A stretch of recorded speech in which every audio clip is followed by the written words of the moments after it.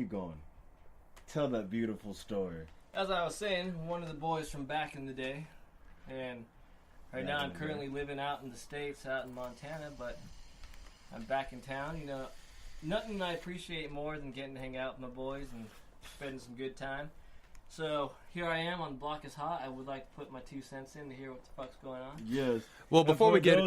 Oh, sorry to cut you off. Before we get into it, because we did start recording, we're no longer going live. We're not live anymore. We're still live, but I mean, this is for the recorded viewers or listeners.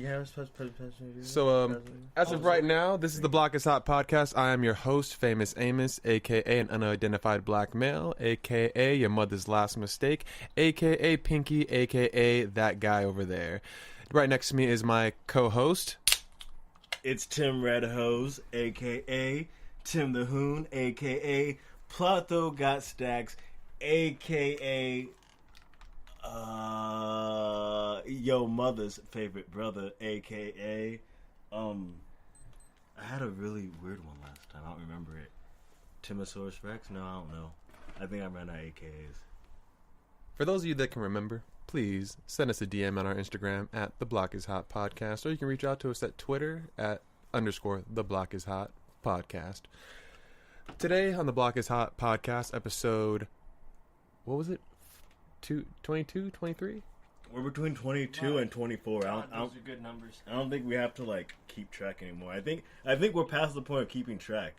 I think only like post it we have to keep track, but like I think real life we're past keeping track now.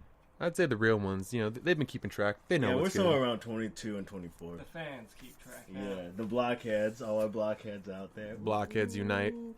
Where's our horns? I want horns. I'm getting the horns. Pew, pew, pew, pew. Oh, and who is that? Who is that? It's one of our dear friends, Mr. Scoot. You all heard the name. Just Scooter, AKA kid. Scoot, AKA Young Scooter, AKA Scoot. And we got Vivian over here too. I don't think she's going to say much. She's just kind of sitting off lonely, but fuck it, it's us three. Yeah, and then there we go. There's our horns. She's our concierge, our silent listener. Vivian is Scoot's concierge. She will let us know if she approves of what we're saying. That is true. She will definitely let us know. And she is the female perspective on the Block is Hot podcast for today. Everyone needs that perspective. Not Zoe the doggy? Oh. That's the neighborhood bitch right there. That is true. It's the neighborhood bitch, Zoe. It is also a dog. It has no perspective. Is that perhaps the best perspective of all? It might be the best perspective at all. It could be, guys. But today on the Block is Hot, we got a lot of different topics we're going to be going over today. You know, we're going to be talking a little bit about Louis C.K. and his struggles going on with the political outlash about him being outspoken about the Parkland shooting. We are also going to be talking a little bit about the NCAA and how it's not fair, how they don't pay athletes, and how they are not legally obligated to actually protect an athlete. We also want to get deep and down into our friend Scoot, into his mind. He is a lineman by trade, electrician. I think we should start off with that first, no? Since we got him here. Yeah, I think we should. Yeah, we'll just talk about you for a little while. Yeah, if that's what you guys want to do. That's kind of how we started off. Let's keep on going with that. I'm open to good discussion. Fucking. Well, let's just dive right into it. Fuck it. Yeah. How many people die a year doing your job? Oh, right to the milk and bones, or wait, meat and bones. Jesus, that's not very fun topic. I to know. talk about, but damn, is it that many people die a year? There is a lot. Yeah. Oh shit. Well, if we're doing honest questions and answers, it's probably the third most lethal trade in the U.S. right now. God damn. What's the first most lethal trade? You know, I'm not sure. I know statistically, though, that we are ranked up there.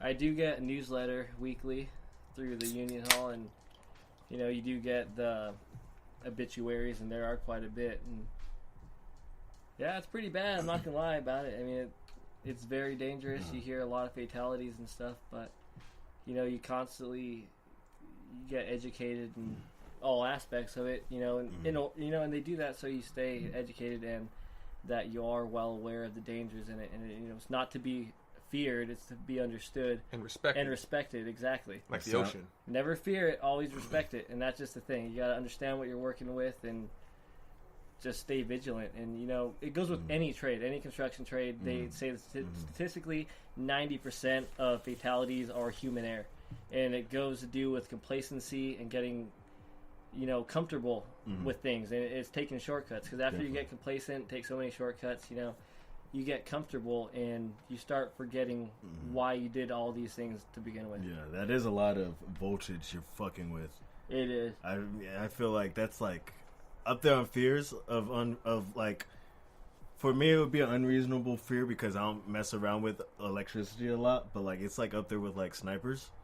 Yeah, snipers. Electricity still doesn't trump my bear traps and my sniper's fear. That'd be like number 5. Yeah. Because I'd rather be electrocuted to death, I think, than set on fire. Because I feel like that's quicker. But then I wouldn't want to drown. So yeah, that's definitely number 5. Well, the fucked up thing about being electrocuted is you're getting set on fire from the inside. Yeah. Yeah, it's pop. Inside out. But I can't see the fire. Exactly, that's what's fucked up. You drop dead, no one knows why until you take an X-ray. I think inside's charred. I think I'd rather take a sniper round to the dome piece. If I'm about to die, and I'm for sure about to die, I'd rather just. Again, it's only because you think you're gonna be able to not hear it, or you think that the guy's gonna have a great shot and land you in one hit. I hope that's what I just said. I hope it's one hit. What if it's like the DC sniper and it's like one person gets shot and it's like, oh shit, I'm gonna be next. Yeah, that's shitty. That's shitty. Let's get off with the death subject. Well, what's funny about but what's funny about snipers is like there's so many little quips and things you could do that might consider you as a sniper. Like we had over there, we were in Billings, Montana, and Donald Trump came to do like a speech. And I know. Well, I mean, I heard the conversation of snipers, then Donald Trump. Well, this is what I'm getting at. So it's funny because like, all right, so no one knew he was going to come visit until like day of, and I've never been in a town where there was a president. And dude, let me tell you, it was the most ridiculous shit I ever seen. I'm talking about they like got all the city dump trucks and they used the dump trucks to block off street entrances in like a mile radius. But what I was getting at was like, you can't even like fart without someone questioning it around like when the president's around. So my boss was like, we were thinking about like funny shit to do. And he was like, well, it would be sketchy. Like if it was any other day, probably no one would think about it, but I dare you to go walk around town with a notepad and a pen and paper and just start looking at the highest windows. Just all I want you to do is have a notepad, a pen, and just like walk around, stop, look up at the highest window, jot some shit down, and keep walking. And wait until someone fucking comes and stops you and be like, what the fuck is that guy doing? Yeah, knock at your door like, so, we saw you taking notes earlier. Right? You a fan of the architecture in our fair town, Montana? You taking windage? What sketch you're doing it the day that he's there or doing it the day before? Like the day before. 2 days before. Yeah. Just carrying a sack with you. Like, just doing a lot of arm movements, like from here to there, trajectory. Got it. It's like, right there. That's my spot. Right on. But how'd you get into the lineman work? What are some of the steps that you took to get yourself into that position that you're in right now to be in Billings, Montana? Because you're from California like us. You're a Cali boy. Well, my friend, I'll tell you. Oh. Here's a good question. Well, it all started many years ago. You guys all remember that thing we went to called high school? Of course. I attended a few. I did a couple days there. It was the days of our youth. Reckless decisions. Wild parties. Fun times. Well, that led to you graduating, and what happens after that? You have to decide what you're going to do for a future. Well, let me tell you something, friends. Old Scoot didn't know what he was going to do. No. He kept on partying. Beer after beer. I'll tell you what, it was fun times. There's no doubt about that. But fun times will eventually lead to questions and regrets. Mm-hmm. Well, it got to the point where I didn't know what I was going to do for my future, and I got in a little bit of trouble. Scuffle with the law, if you will. Well, anyways, that leads you to realizing that, you're not getting any younger, so what the heck are you going to do? Well, luckily I had a brother that had a good trade, and he had good advice, so he recommended that I take electrical courses. So that's what I did. I took electrical courses at the local community college, and after I graduated and got my degree doing that, I worked as an electrician, industrial electrician. I worked at power plants for 4 years, but in the time doing so, it gets repetitive. Working in industrial electrical, working at power plants, you see the same things over and over again. And I wanted a little bit of change. And you see the linemen, man, and I don't know, for me it was cool because you see them going up in there, you know, working on power lines. It just seemed like something different, something exciting, something that you would enjoy doing. And I thought about doing that. And I had another buddy, Tyler, Teabag, his name. So, I don't want to cut you off, but just so the viewers and listeners out there know, we actually genuinely have a friend who goes by the alias Teabag and is fine with it. It's not an insult. It literally, his first name starts with a T, his last name starts with bag. True story. Continue. True. So anyways, me and him, we heard about linemen. You know, they get paid a lot. They outdoors, badass work, you know, but it's not all about the money, and that's what everyone needs to realize. But anyways, we ended up finding out, like, we were like, let's go to the union hall. So we went to the lineman union hall when we were a lot younger, and we went down there, and I remember the first time we went down there, just greeted by some rough old leathery men, and they're like, what do you guys want, you know? We're pretty much like a little less than savory. And we're like, well, how do you become lineman? Because fuck, man, we don't know. Most people in this trade, like, since I'm in it now, like, we realize that most people in the trade, they have family members and shit that are in it. So we're over there like, how do we become linemen? And just salty as fuck, you know? They're like, well, I'll tell you what, if you're in it for the money, you came to the wrong fucking place. And I mean, right off the bat, you know, there's a couple of youngins, and like, fuck, this dude just disrespecting us, man. I don't even want to be here anymore. But, you know, Tyler was like, well, dude, we just want to know, like, how you get into it. And some other dude came up, and he helped us out. He's like, well, if you really want to do it, you got to go to line school, do all this stuff, you know. Long story short, give us a little talk. We were on our way. And that was that. Continued on with my electrical work for another couple of years and didn't even think about it. And it wasn't until like a couple of years ago I had a couple other buddies that were interested in doing it, and they're like, let's go to line school. And I remember it was like, that was the first step. So I was like, you know what, fuck it. And at this point in my life, you know, I was living out on my own, and, you know, I guess you would consider it all right. You know, I'm living out on my own. I'm making decent money, paying all my own bills, but it's that point where you want something different, you know, and everyone, I'm sure, has that point in their life where they're ready for something different. So I was ready to make that call. I was like, you know, it might cost some money to go to school and do all this stuff, but I'm ready to pull the trigger. So we did that. We went to line school, graduated, and that was the easy part. It seemed like the hardest part at first, but that was the easiest part. And then after that, it was another year of just applying constantly to places, and finally got hired. And I looked for work in California for a year, and mind you, who doesn't want to work in California? You know, like, some people may talk shit on it. You know, even I talk shit on it, but I did want to work in California. But fuck, man, I applied for like a year and I couldn't get a job. So after that, I started applying out of state, and I got accepted into a Mountain States region apprenticeship. And I got accepted. They gave me a chance. So I was like, fuck yeah. So I'm gonna work there. So, you know, that's what I do now. I'm an apprentice lineman, and I work through the Mountain States: Wyoming, Idaho, Colorado, Montana, Idaho, and Utah. So I'm a mountain man now.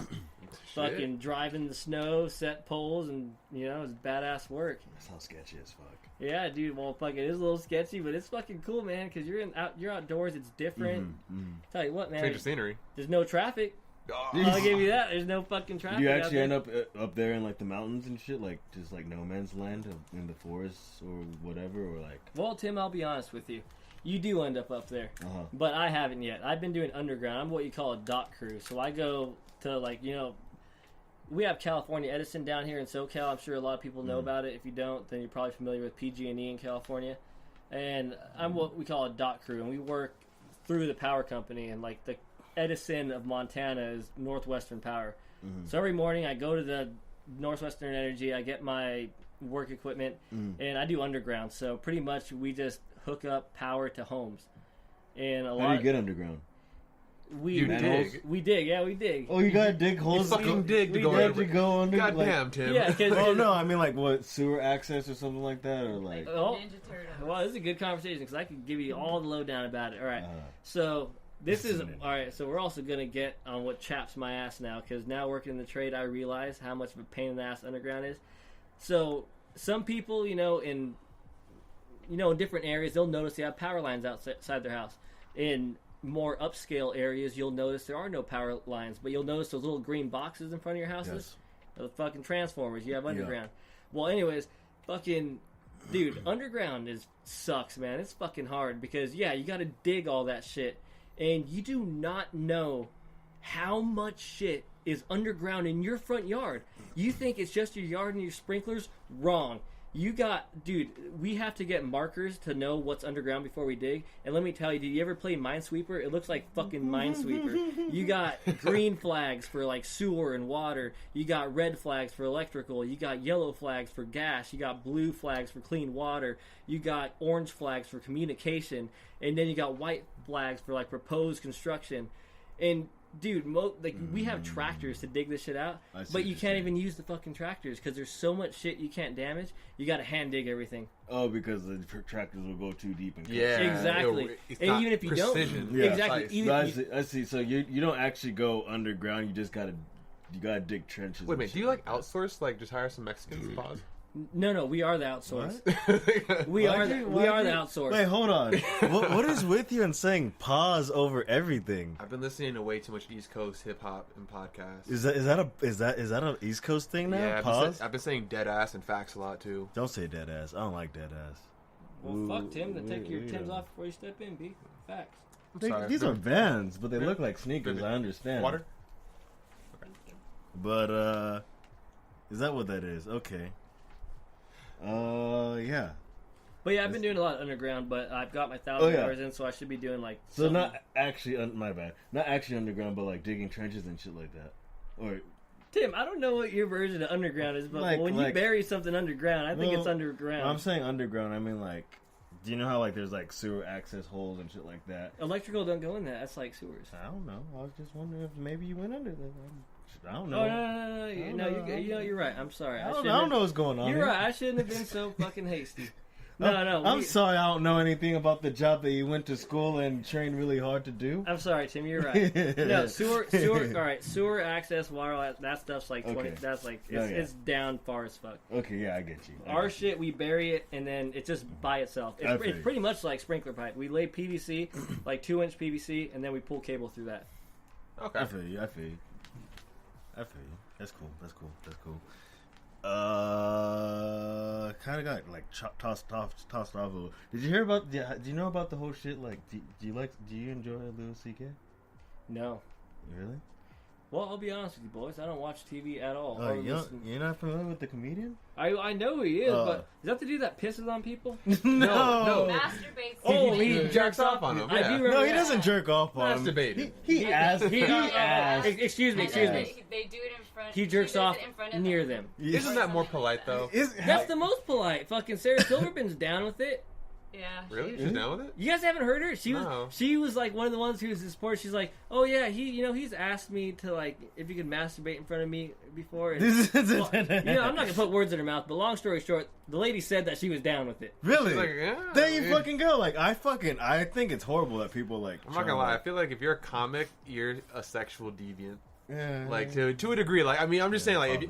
Like, I'm not calling you a fucking rapist or any type of, like any type of fucking abuser, but I think if you're down to get into some sexual escapades, usually, if you're a stand-up comedian. Probably. That might be true. And even more serious... Huh? Oh, go for it. You go first. No. Mine's going to go off on a tangent. No, so you go first. Mine will bring us back into where I was going with it. All right, well, I was going to say even more of a serious topic.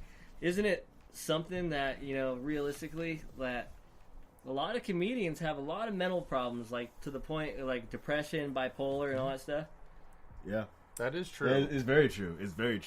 I would say they all have their drama. You pull from your quirks, But fucking what I was the saddest people are honestly the funniest. Yeah, fucking sad clown with the sad clown. Sand cloud. Did you hear? Did you hear about? Did you hear about the? Clan. Did you hear about the latest thing with Louis C.K. about his joke that went wrong? Was it a good joke? I thought it was a pretty funny joke. Well, if you could play a YouTube clip of it. Okay, let me go ahead and preface that right now. I wish I would have had that preloaded. I told you about it. I know. We be fucking up at the block is up, but we be keeping on track. If you guys wanted to listen to a perfect podcast, you would go listen to Joe Rogan, but you don't. You're here with us. Okay, this is the block is hot. Very fractional piece of. We draw inspiration. I wouldn't even say. I only say we draw inspiration from Joe. I draw inspiration from all the podcasts I watch. Oh, we also got to talk about at one point creepy ass Joe Biden. Joe, he'd be looking at little children and shit. I think he touches boys, but we'll get to that. Yeah, there it is. There it is. Is that it? You can't play it out loud. I can. For us? Oh no! Oh yeah. God damn it! Can you play it for everyone, for the listeners and us? Well, I guess it's gonna sound a little fucked up, but you could just take your headphones out and then we could hear it, can't we? Nah, it doesn't work like that. This is fucking weird, man. Well, I'll do this. I'll do this.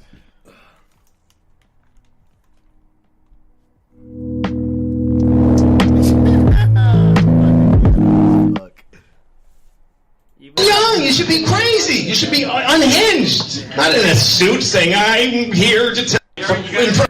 This is it. Of it. This is, again, leaked audio posted on YouTube, and then we'll react. Here is the first section. I don't know they testify in front of Congress, these kids. What are you doing? You're young. You should be crazy. You should be unhinged. Not in a suit saying, I'm here to tell you. You're not interesting. Because you went to a high school where kids got shot? Why does that mean I have to listen to you? How does that make you interesting? You didn't get shot. You pushed some fat kid in the way. Now I gotta listen to you talking? No, that was okay. So that's a tough one. What was your reaction? Yeah, I mean, of course, my reaction is this is terrible. But like, my whole thing is like, the audience was laughing. They're having a good time with it. If you ask me, I think it's always like a bit that could still be being worked on. It was a pretty funny bit, and it's like I feel like people are just like super sensitive about it because like he has his last undoing with like the whole wanting to jack off in front of women and shit. Well, let's ask you this question: do you feel that there are certain topics that should be off limits when it comes to comedy? Now, my friend, this is actually a topic in a general basis that I've discussed with like my family not too long ago, because I talk to them a lot and I bring up a lot of problems I have, and this could go off on such a way bigger scale, and I don't even care. It has to go with, dude, how sensitive are people getting in the world today? Now, I get that this is a sensitive topic, and I could see where people get hurt at like the remarks he's making, and maybe it is too soon for that, but it could go so much further than that, because you can't say anything nowadays without someone getting mad at it. Mm-hmm. And, all right, like I was saying, this topic, all right, maybe too soon, maybe not. But, I guarantee you back in the day, if someone made a joke about like that, people would be like, disrespectful. We don't do too soon. I don't appreciate it. No, I know, and that's what I'm saying. Like, other people would be disrespectful, don't appreciate it, but you'd keep to your own. Yes. No one would be fucking making posters or like fucking flyers or going off trying to ban you. Exactly, and cancel culture. And that is what I'm tired of. Like something like that. If I would have heard, I might have appreciated the comedic standpoint of it, and then I might have also been like, all right, maybe it was too soon, but I wouldn't have thrown a fucking fit over it. Yeah. And I feel like too many people today are just getting mad over the littlest things. And you can't say anything anymore without there being one person. And it's not something that like I'm just coming up with. Everyone knows that there's keyboard warriors, and you can't say shit without someone being offended. Computer jockeys. Yeah, there's fucking memes about it. Yeah. Like, I'm offended about everything. Okay, Karen. No, yeah, I feel like something that people don't want to do anymore is like chuckle at something, like just that simple. Oh, that's fucked up. I feel like people don't want to do that anymore. And that's a simple gesture. It was very vague what Tim said, but what you are saying is what I felt. Like I would have laughed at it, but I also would have been like, kind of fucked up. Yeah, that's fucked up. But I would have left it at that. So on my point of view, I might have laughed at it, or I would have laughed at it, and that's it. I thought it was kind of funny. Well, yeah, I feel like people are trying to take it to this new level where like TMZ has their hands on it. That's another thing. I feel like since this is a work of art, people shouldn't be like, YouTube has like all these like fucking little, what is it when well, that's what I was going to touch on. The fact that people don't look at it as someone went to a show and stole his material and put it online, because this isn't like, when you look at a comedian like a Kevin Hart, a Louis C.K., a Dave Chappelle. These are guys that go to comedy clubs in order to work material before they put it on a special or try to do some kind of grander scheme. This, to me, is a joke that he was probably working on, and it probably just didn't land.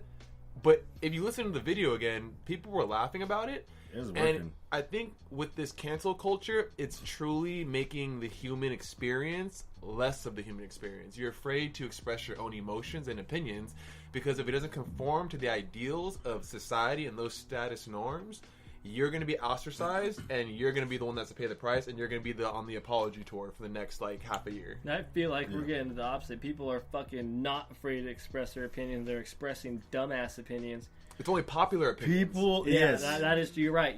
Like that is true. all these social justice warriors or keyboard warriors, like whatever you want to call them, all their ideals are not their own. It's something that a professor or someone told them, and they feel like it's right.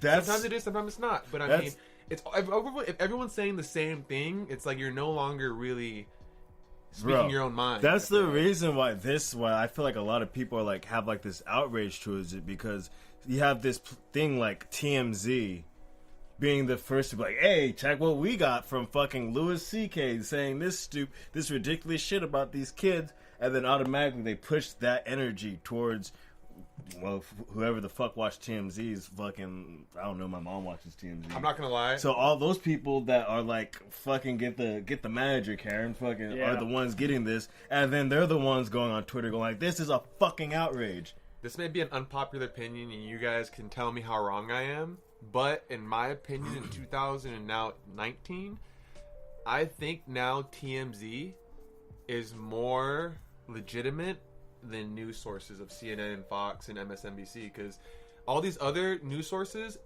they're really agenda based as far as if they lean left or right, and then they'll print a story, and if it's wrong, they never go back and print a redaction or a clerical error saying, oh no, this is what it really was, this is an edit. You never see that.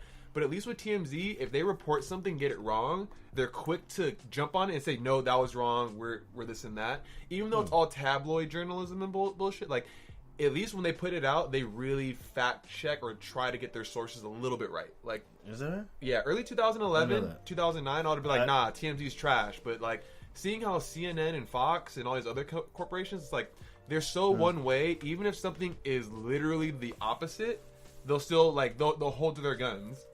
I always thought TMZ was just kind of smear these celebrities. No, I actually believe what Paul says. There's something different about paparazzi, where they're like the scum of the earth, but they are real as fuck. They don't fucking make news. They just publicize what they take pictures of and see. You know, they don't give a fuck what the truth is. All they care is about, I got a fucking picture. Here it is. You make of it what you will. But exactly what you guys said with media, they are leftist or they're right. You know, they lean towards someone, and they, you know, more. I was gonna say more importantly, but more unimportantly, they try to go off what they think the viewers want to see, and which is usually a skewed version of what the world actually is, in order to get them views. Other than TMZ, which is just like a B-rate fucking paparazzi fucking view cam. They don't really care what you see. They just want to fucking post like scandalous shit, but it's not fake shit. It's just what they fucking see and take pictures of. You don't feel like they have an agenda? You guys don't feel like TMZ has an agenda though? Well, with like what they post, like with how they like narrate the things that they get, with like the way that they how they narrate, but that's such a small agenda compared to the big scheme of media, where they're like, we're gonna narrate how you politically view these people for the rest of their lives. And everyone has their own agenda. We all have our own prejudices. We all have our own morals and ideals. But I just feel like with them, it's a little bit on, like, the only people I can kind of compare them to is, they're pure. I'm a fan of the Philip DeFranco show on YouTube. They've been out well over now. This is, I think, their 10th year probably. Like, he came out like in 2008 maybe. And they're very black and white as far as with the facts, but they will be like, yo, this is our personal opinion. So it's like, okay, here's XYZ, and here is my personal C. Let's have a conversation about it, you know? And I think that a lot of YouTube channels and a lot of online media is now becoming, in a sense, the new journalistic opinions that can be trusted, because they don't have the corporate dollar backing them. So who are they playing for? They're playing for themselves and whatever sponsorships they can get.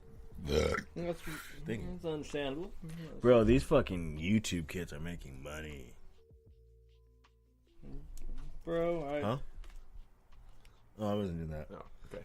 I actually know. I'm raw dogging in the game, dog. I ain't gonna point names or fingers, but let's just say I actually Point know. names? You know, Tim, if you can't point names, then you don't know anyone that famous. Oh, damn. God damn. Fucking pulling my clout card. If you can't point names and look at fingers, then, but point names and bring up some fingers. you know, I'm not even gonna. That was such a late air horn. I'm not even gonna get into it. All I'm gonna say is that fucking clickbait is the scum of the earth, and anyone who fucking provides clickbait, I fucking hate you. You're a scum. You're a piece of shit.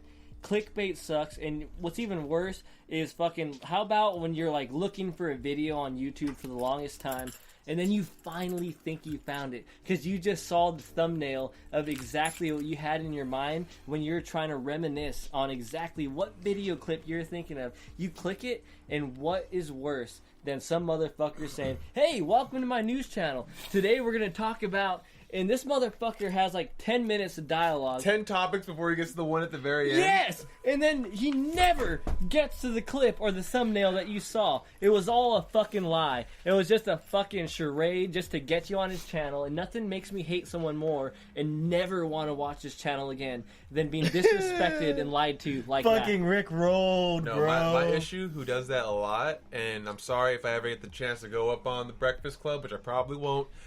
I hate how they do that on YouTube, like the rumor report. Like, they'll say something interesting, like, let's just say, for an example, Meek Mill talks police report or something like that. They'll have 4 topics until the very last minute where they'll have the actual story they're talking about. I'm just like, well, shit. Yeah.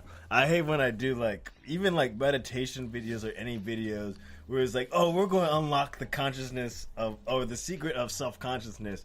And like they never. And then there's a whole fucking process and method for it. It's like, oh, and then there's like a 20-minute video, and they probably like said like 5 seconds about it, and then you're like, oh, what? I fucking hate that. That shit's annoying. And I just think that's where we've gone as a society. Because I'm not gonna lie, like I've seen people just. I don't really use my Facebook anymore, except for like for car parts and like forums, just to check out like what's new. But I'll see people posting things, and it's like, I'll click on the article, and I just know, like, damn, you only read the headline, because this article has nothing to do with this post. Dude, don't even get me started. Sometimes I have buddies that, like, repost articles, and, like, their headline is like, oh my god, you won't believe this shit. And then, did you read it? I was just gonna say, dude, and then you read it, and you're like, motherfucker, I know you don't believe this. Did you read this shit? Or did you just look at the headline and watch, like, the first 10 seconds? That's... Yeah. You see a lot of that nowadays, dude. It's funny, and like it got to the point where I don't even respond. People trying to be woke. I would love to respond, and I used to, and now it's like so many people be doing stupid shit like this. You're like, I'm not even gonna waste my breath, brother. Yeah. Like, what are we doing here? I got rid of all my social media. I don't have Snapchat. I don't have Instagram, anything like that. That's good. How do you feel? Dude, honestly, I feel good. Like the Instagram was a hard one, and it was like years. It was years of addiction on that. And I don't care what you say, dude. I think it was addiction because I used too many memes.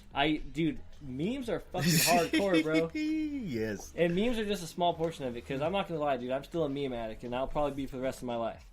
But it has to go just like I don't know a lot of other shit. Where do you get your memes from now? Well, I'm getting there, bro. I'm getting there. I'm gonna tell you. Okay. So I got rid of my Snapchat, and then I was on Instagram for a long time, and I got tired of seeing a bunch of bullshit. Like, you know, people living fake lives that you know don't live the lives that they say they live. But at the same time, you're curious to see what other bullshit they'll say. So you're on there. Every morning I'd be on there for like hours just looking scrolling. Yeah. Anyways, I got tired of doing that. I got tired of fucking looking at fake shit and lying to myself. Like, oh, you could live that life and all that shit. And also, like, memes, you know? I love memes. Actually, no, fuck that. No, I still look at memes. I'm not even use that one. It was everyone else's bullshit, you know? I feel you. And also my own habitual, just continuous scrolling. Took up a lot of time and it killed the battery on my phone. But I found out that Instagram will send you a PDF file of all your pictures ever, and that was like the only thing that was keeping me from deleting it because I had a lot of cool pictures. Sent me PDF file, downloaded it to my computer, solid. deleted it. So now all I got is a Facebook, and granted, the only reason why I have a Facebook, I tried deleting a Facebook. Because you have too much family that has Facebook. Exactly. Facebook, huh? And then, I can't imagine deleting it and then having, like, one of my aunts that barely knows what the internet is saying, I don't know what happened to my nephew. How come he doesn't message me anymore? And, dude, that's just heartbreaking, like, because they don't understand. They don't even understand, like, what friends are on Facebook. And it'd just be heartbreaking to see them trying to message me and be like, what happened to my nephew? Or what happened to my, Yeah, it's like the unput. Man, I'm just like, yo, get at me next Christmas. If you don't see me, ask my mom what happened. I might be dead. You wanna know what else is fucked up really quick? Is that on Facebook, I tried deleting Facebook. Dude, they're like some fucking cult super Nazis. Like, they're good at getting you back, logging back on. You can't even delete it. You have to. You can delete it, but you have to leave it untouched for 30 days. If you even click Facebook within 30 days, it logs you back on. You can't even open up an email or anything that was linked to that Facebook account. What kind of sick fucking shit is that? 30 days? That's why I think I have like 3 Facebook accounts, but I don't use any of them. So if we're going to go down conspiracy road, I'll tell you why. So if you look at any type of mainstream website today or any type of application you can download, what are the options that it gives you to create an account? Use your Gmail account, use your Facebook or phone number, or it's usually Gmail, Facebook, or you your email. Or email. The old-fashioned way, email all your information. Well, if everyone has everything attached to their Facebook, it's so much convenient just to click that Facebook icon and have it just automatically register you, knows all your shit. That's usually what I do on apps I download. So essentially, it's building you up for the possible social credit system that's probably going to be implemented here soon because they're already doing it in China and possibly going to start moving into India. I think it's someone. No. It's China right now. No, yeah, it's China. What is this? The social credit system?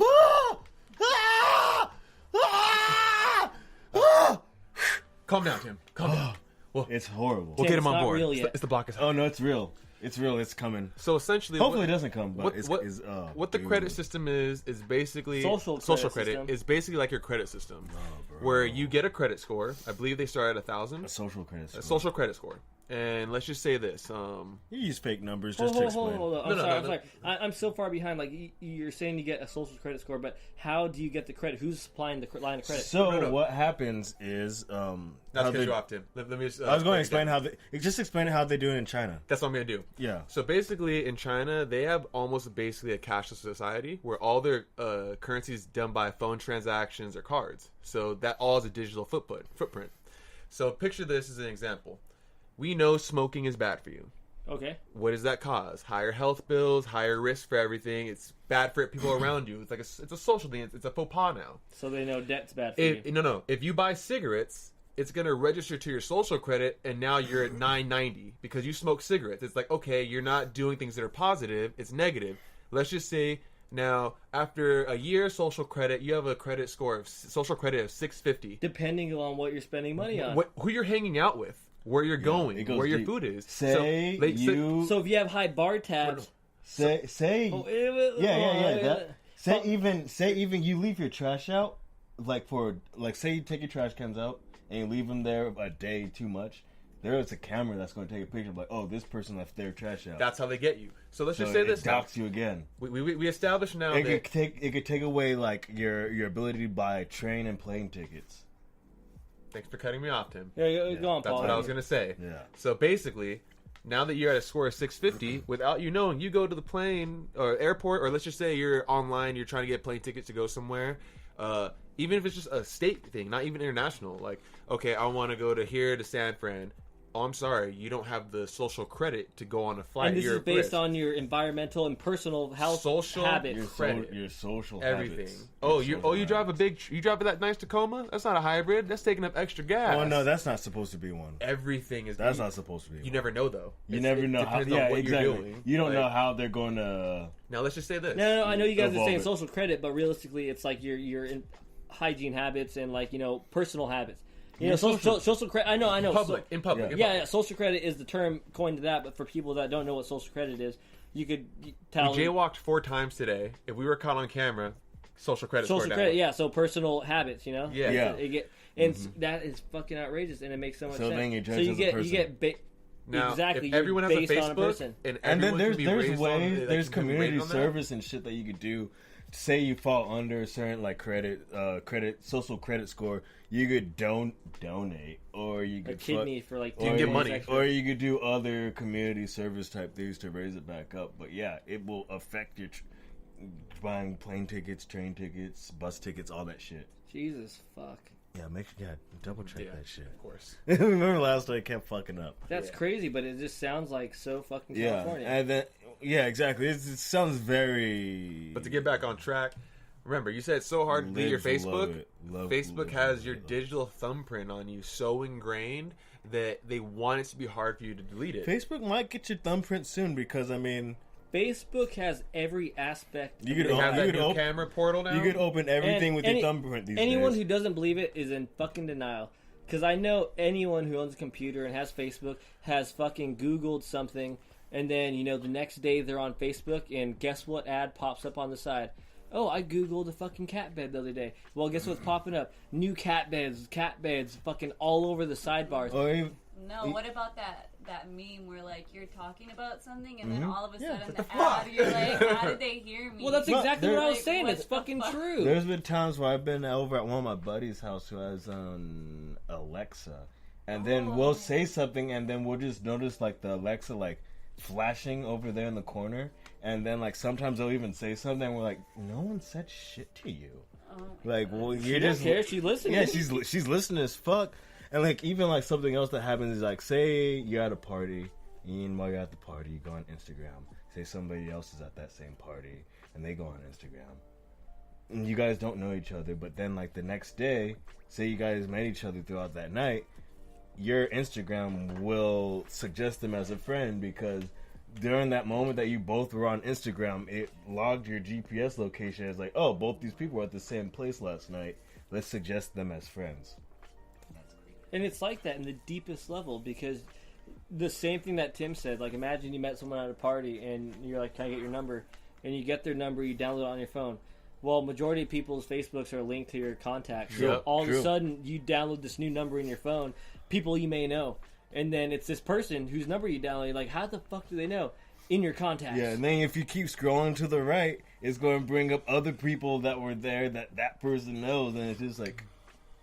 It's algorithm, and then they add that algorithm. Oh, you caught on. You real, caught on. Real caught quick. On. The block is hot. And the block is Count hot, the boy. beers and send us the amount that we've drank per episode, and you'll get a prize. Nobody sent No us. one counts the beers. No one counts the beers. Do we even count the beers? I don't count the beers anymore. For just 25. I'd probably have to go back and re-listen to that episode and make sure the guess was right. Someone's going to try to pull a fast one on us. We need to get a billboard for just 25 cents a day. This young man could be Venmo. No, yeah, bro. Like, I feel like if somebody gets it right, you should send them that one. Send them that piece of art right there. Did it. Yo, you send them that shit though. Look, it's not even colored though. We'll send them. That's a sick ass piece. Like if I got that for free. But that's a High Tunes original that was given to me. Nigga, if you don't cut that shit out right now. It was given to you from your imaginations, my dude. But honestly, if you think about it, like there's this new app, and check this. This is like on some like. Oh yeah, WhatsApp? Wasn't WhatsApp part of the social credit system? Nah, there's this app, right? It's a tailoring app, and this kind of feeds into like Sword Art Online. Check this, right? If everyone's afraid about a digital matrix being created and your digital thumbprint being created in a new entity, check this. There's an app, there's a tailor, right? It has you scan your whole body so it gets your measurements, and it's scanning you. So now it has exactly what you look like, your exact dimensions. It has your Facebook profile for your basically you want to get down to like your algorithmic habits, so the things that you do, the things that you like, the music that you like. It can build you a digital you that looks like you. And there's this movie out called Cam, and it's about a cam girl who's trying to get to #1, and she gets hacked. And have you seen that movie? I've seen and it. The ending. So picture this: so if you've seen that movie, and there's an app where people that want to get tailor-fitted clothes can scan their whole body, and if someone hacks into that information and gets that data, and then they already know your Facebook, if you've talked, like they can. There's a software where if you say a certain amount of words, it can then auto-generate whatever you say in your voice because it has all the words for the AEIOUs and stuff like that. So I think that all the information that we give out for free can possibly be used against you on the digital realm by like hackers and shit. Don't do that. Don't put your beer on my computer. I'm sorry. I'm sure you've served the... Oh, wait, where am I going with this? On what he was just saying, have you seen the Chinese teleprompt, like... the news anchor. Yeah, the Chinese anchors? No. Bring up that video. What have they been doing? Ooh, my nigga. Where have we been? Yeah, you guys internet at all? Dude, I don't internet, I don't TV, I don't do anything, dude. I'm like a nomad. I go out and check this nigga out. Beer like normal Americans. I do that too, but during my downtime, during the off season, I like to. All right, so for those of you that are listening, we are on our video shit. China has developed a virtual anchor. And appearance are modeled on Zhang Zhao, a real anchor with Xinhua. The development of the media industry calls for continuous innovation and deep integration with the international advanced technologies. Yeah, look at it. That's the Well, that was exciting. You see what that? do you think? Go back. National advanced innovation and deep integration with the international advanced technologies. Exactly. Well, that was exciting. What do you think? Yeah, that's not That real. was What do you not a think? real person. Sort of absence of personality. That was not a real Go back person. one more time. No way. Yes. That's not a real CGI. person. That's not a real person? No, this is CGI. Bro, that motherfucker looks kind of real. Yo, that nigga looks real as fuck. Oh, Gotta do it this says I, so he's not real. Yeah, artificial intelligence. Oh. Oh, wow. So, Well, damn, bro, I'm not surprised they've been doing that shit since day one. Bro. well, have you ever heard of the Turing test? No. So the Turing test was created by Alan Turing in, I believe, the 1950s, 30s. And basically, he was an engineer in robotics and shit. And his test was to have people be able to decide if something was artificial or not. So the Turing test would be me and Tim sit down in a room. You are talking to me and Tim. At the end of the test, they're gonna ask you which one is a robot. If you pick wrong, it's a success for the people. Yes. And then if you pick right, it's a fail. If you can't tell, it's a pass. For the AI? For you. Oh. No, for them, for the AI. Yeah. So Yeah. it means that you can't tell what's human and what's not. Mm-hmm. And essentially, that AI thing is essentially passing the Turing test where they're saying, yo, if it didn't say AI on the bottom, you probably wouldn't have been able to tell that was an AI. You would have thought it was just two conversations. So you have to ask yourself the question, how long have they been doing that in China? And if they're not even doing that to us now? Mm-hmm. Is there an anchor that you've never seen in person, maybe? I haven't seen it. Almost all of them. Okay. Almost all of them. You know what's crazy? Oh, my bad. You're about to say something. Well, Continue essentially what it's funny because Alan Turing, who made up this test, was gay. He created the test because back in that time period, being gay in Britain was arrestable as an offense. And he had to pass as a straight man in Britain, and that's why he called it the Turing test. If you couldn't tell he was a homosexual, then he passed. And you guys failed. Huh. So we're doing that same test with AI and robots. Okay, here's a real... So this isn't something new. This is something that's... Oh, that was a Colorado Rocky right there. Oh, you told him what beer it was. What's wrong with that? Oh, right. We don't got no sponsorships. Shameless plug. So as we were saying, this isn't something that's new. It's something that's been going on. It's new as in like maybe a few months. Like the story broke. Did you guys ever hear about like there's like this Japanese show, and then they got this guy, and they're like, all right, so we're going to have someone suck your dick. And if this is not the best blowjob that you ever get, and if you keep yourself from coming, like, that means a lot. And, like, the thing is like, he wasn't told that, like, the person sucking his dick is a dude. And he came really fast. Well, and this so, like, outrageous as fuck, Tim. Yeah, it's like, it's not a Japanese show. I don't even remember what the fuck the show's called. I wish we could look it up. No, I'm not homophobe in any way, but that's gay as fuck, homie. That's fucking whack. Yeah, that sucks. And in the sense, that sucks. That's gonna fuck you up as a human being. In the sense where, I mean, you got the old switcheroo from fucking female BJ to a guy BJ. Because, I mean, all right, gays are cool and everything. I don't have any problem with them, but that right there is rape. That's rude. Because that's unconsensual. You didn't want it. Yes, that's rude. You wanted no part of it. That's rude as fuck. And then once you found out, you got all these cameras saying, "Ha! You got." And then like everyone gets theirs. It's like you came in 30 seconds and you liked it. Have you ever seen the ABCs of Death? No. I heard of that. Is that the snuff videos? It's an anthology film. So basically, each letter of the alphabet. They're throwing anthology at me. Basically, each So you like to read textbooks? Yes, I got to get that soundbite made. Oh my god, that was the funniest thing I ever heard. That would have been a good time. So essentially, in the ABCs of Death, each letter of the alphabet is given to a director, and he has to make a movie based on that. So let's just say the first letter is A for apocalypse. He makes a short little film about the apocalypse. I forgot which letter it was, but it was basically about two guys. One guy's the main guy. They're forced to jack off, and whoever comes first wins. So basically, this guy keeps winning and Challenge winning, and they'll have a nasty, like a nasty fat chick, a mutilated chick, or like just like a midget, two midgets getting on, like, or just something really weird and taboo.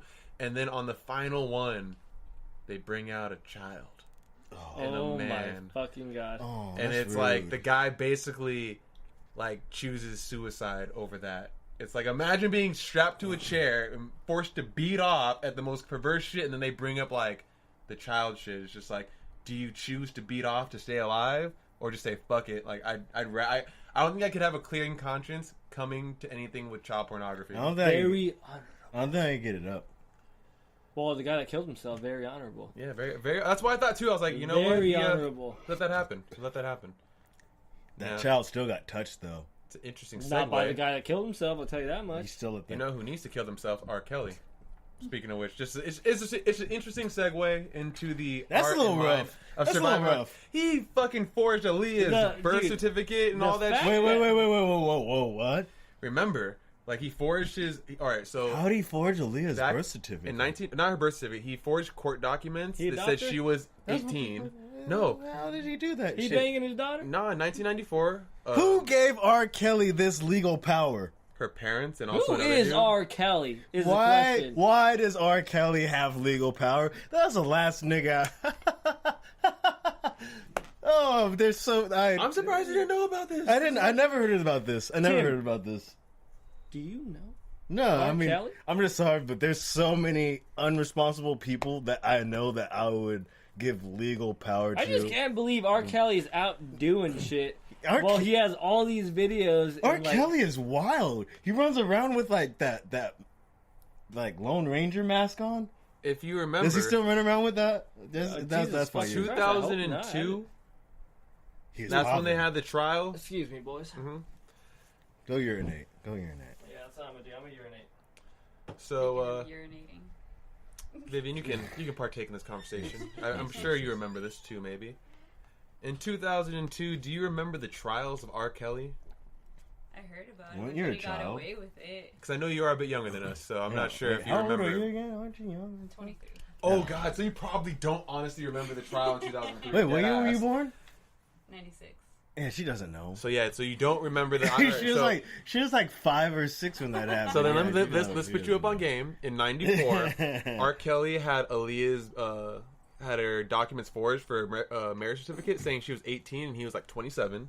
Yeah. So you married a 15-year-old. I didn't know. In 2002, is that how she got in? Yeah, I didn't know they were married. I never knew about that. They got married. I never knew that. Yeah, but they were also got caught fucking when they were like 14. When she was 14, so it's. Yeah. This nigga was sick.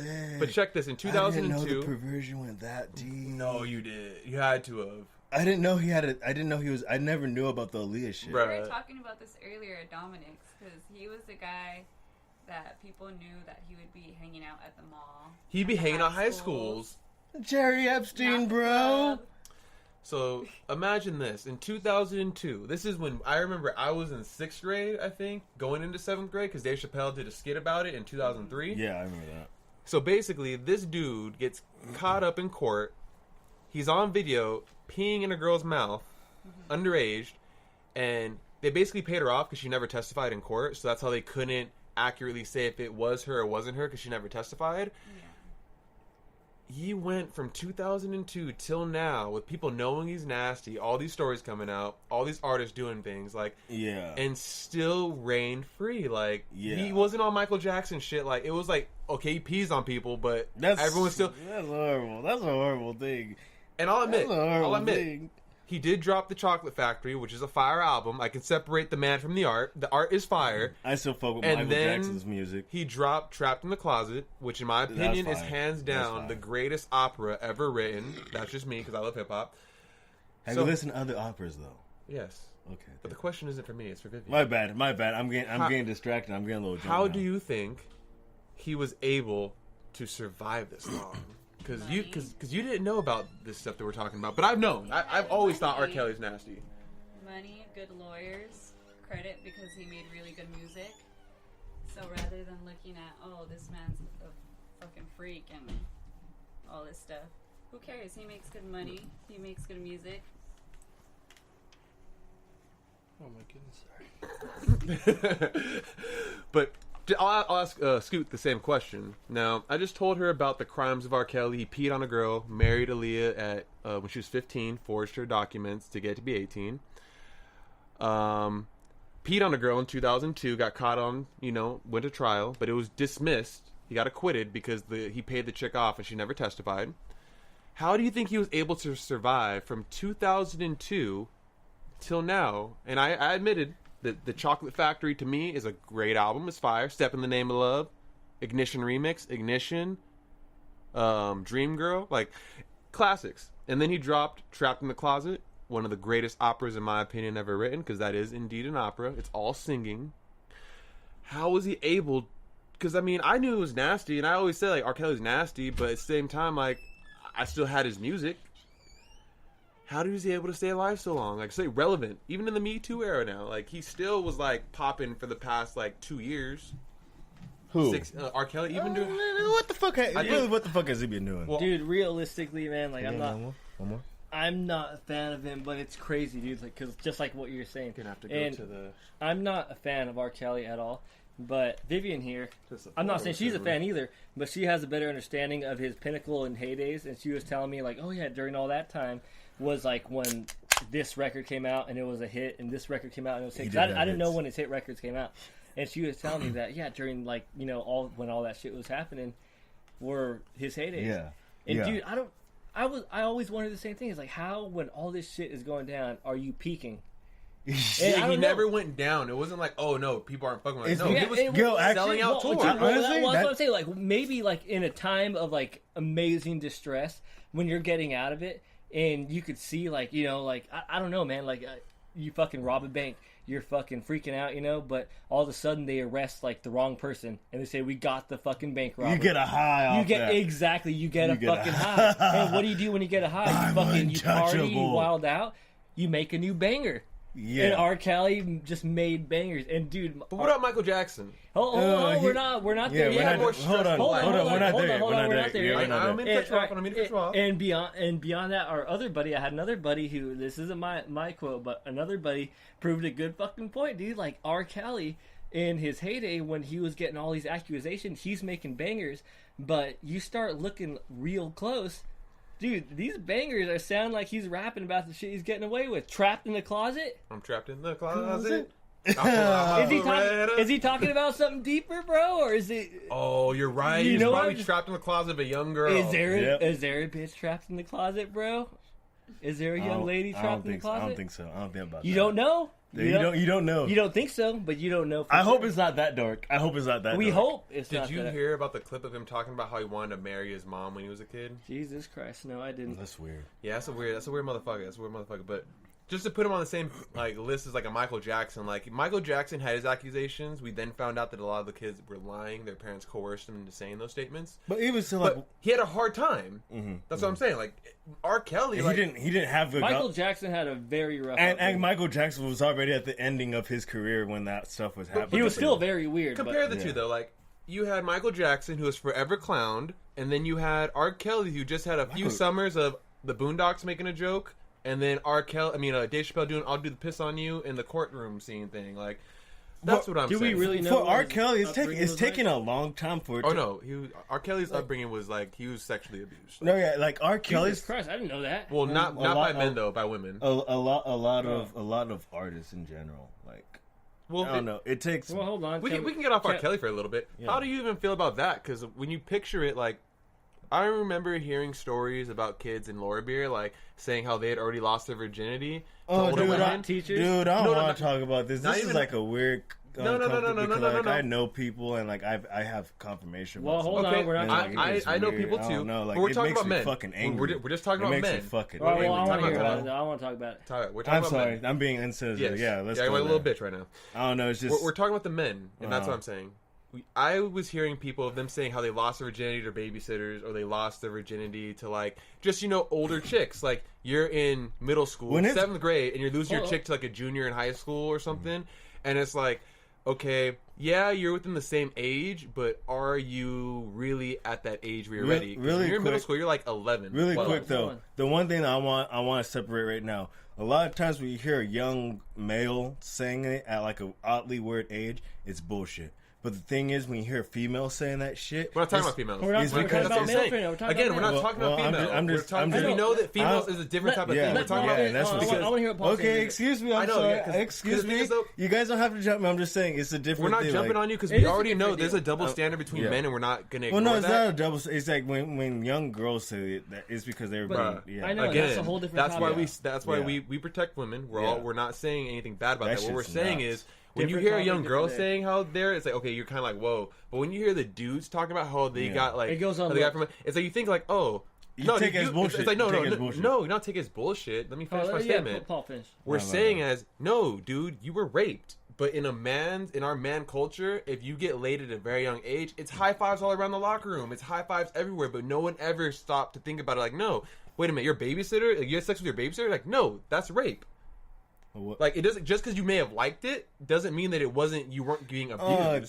Careful with how you say that. Tim, you are. I'll put the example out for you. You're in the 5th grade, all right, or 6th grade when they first start teaching about the talk. First time you start getting wet dreams, definitely, and a chick that's supposed to be taking care of you, that's paid to take care of you, has sex with you, bro. That's molestation. That's rape. You may not want to see that. Like I said, it's a double standard, and that's why I was getting at. R. Kelly's in that same boat where. He was molested by a lot of older women, and it just fucked his mind up. To knowing what I'm not saying he's in the right. All I'm saying is that he is also in that victim role that became a victimizer. That's just all it is. Like, and it's very sad because in the male community, if you went in 7th, 8th grade and saying how you already got your dick sucked or you already lost your virginity to an older woman, you were the shit. I remember the homie. I won't say his full name, Bonilla. He was talking about all the chicks he smashed and now I'm like. All these older chicks, like how's that even possible? Like I can barely even like get chicks to hang out. Like how is this going down? But then again, find out it's babysitters, it's older people that they can know. It's like no, dude, you have these older people that are taking advantage of a kid. Because if you were to flip the script, imagine this, and I'll use Vivian here. To an extent, I'll use Vivian as our example because we wouldn't do that as men, and I don't want to put us out there and have that on audio. Vivian, you're a senior in high school, but you see this hot ass 8th, 7th grader. If you fuck him, it's like, what are you doing, girl? You're a senior in high school. That's pretty fucked up. It's like you can't get some equal dick to that level. It's like no, you're gonna go down and talk to a middle school kid. They don't know any better. Like I know what I'm doing. It's like exactly. They're figuring it out, and they're not at that mental capability to even like be intimate with someone. They don't know what it means. But to guys though, that's a high five. Oh, what? Scoot? He hooked up with Vivian from the high school? What? That probably makes it. Probably makes it worse because you're probably like, as a dude, you're probably like feeling victimized. And you tell somebody that, and they're like, "No, dude, that's a good thing. You just had that happen." And they're like, "Oh, is it that? Is it good? Oh, fuck it." One way, but they're telling me to feel another way. Now, there's another chick that I can use an example to flip the script, and I'll use her because I don't give a fuck. And that was in high school. Chick Janine, she was a freshman, and her boyfriend was like 20. Yeah. And I remember clowning her in class, and I remember because I got so pissed off because I got in trouble. I got the referral sent to the office, and I was like, you're dating a 20-year-old. Like, dude, your boyfriend's a fucking loser. What's he doing hanging out with a high school chick? Like, I mean, that's cool and all. Like, you guys do you, but that guy's a fucking creeper, like a fucking pedophile. And then she started crying and was talking about how you don't know how their relationship is. I'm like, nah, dude, I'm in freshman in high school. You should be talking to who's 20. Like, come on, like that dude is a loser. And then I got in trouble because I made her cry, but I told her facts. Big facts. Yeah. And what did the teacher say? It was Mr. Leach. He used to send me to the office because he was in Lorbeer? Yeah. No, this is a freshman year in high school. Yeah. And that's what I was saying. So, like, it's a double standard, unfortunately, but at the same time, the rules apply. If a guy in the middle school age is, like, getting fucked by some older chick, it's like, you gotta really look at it. Like, I'm not talking about 1 or 2 years. I'm talking about 5 years is a huge gap. People always like to put the decade list in. Like, nah. Like, I feel like once you're at that 5-year period, it's like, okay, we can kick it and we can be, like, mutual, but 5 years, you're listening to different music, you grew up watching different TV shows, you grew up around different pop culture, where it's like, offense, but if you're 23 and I'm 27, that's a 4-year gap. We have mutual things that we know about. Yeah. If you were just 21, it'd be like, okay, that's 7 years time difference. I lied. Like, I'm 22 going on 23 in 3 okay, months. and Scoot's 25. Turning 26. Okay, so yeah, you're right there at that age. That's see, you guys are at that age point where but you're we're older, fucking but adults. That's what I'm saying. And we're talking about like high school, fucking the legal age gap. Well, people will play that card. Oh, you're 17, smashing a 12-year-old. What's wrong with that? You guys are. That's weird. But there's sick weird. people out there. Like, that's how R. Kelly thinks. But 17, that age gap is an age gap because of the fucking mental developmentation. Not only that, but like at 17, you're a grown man. At 12, you're still developing.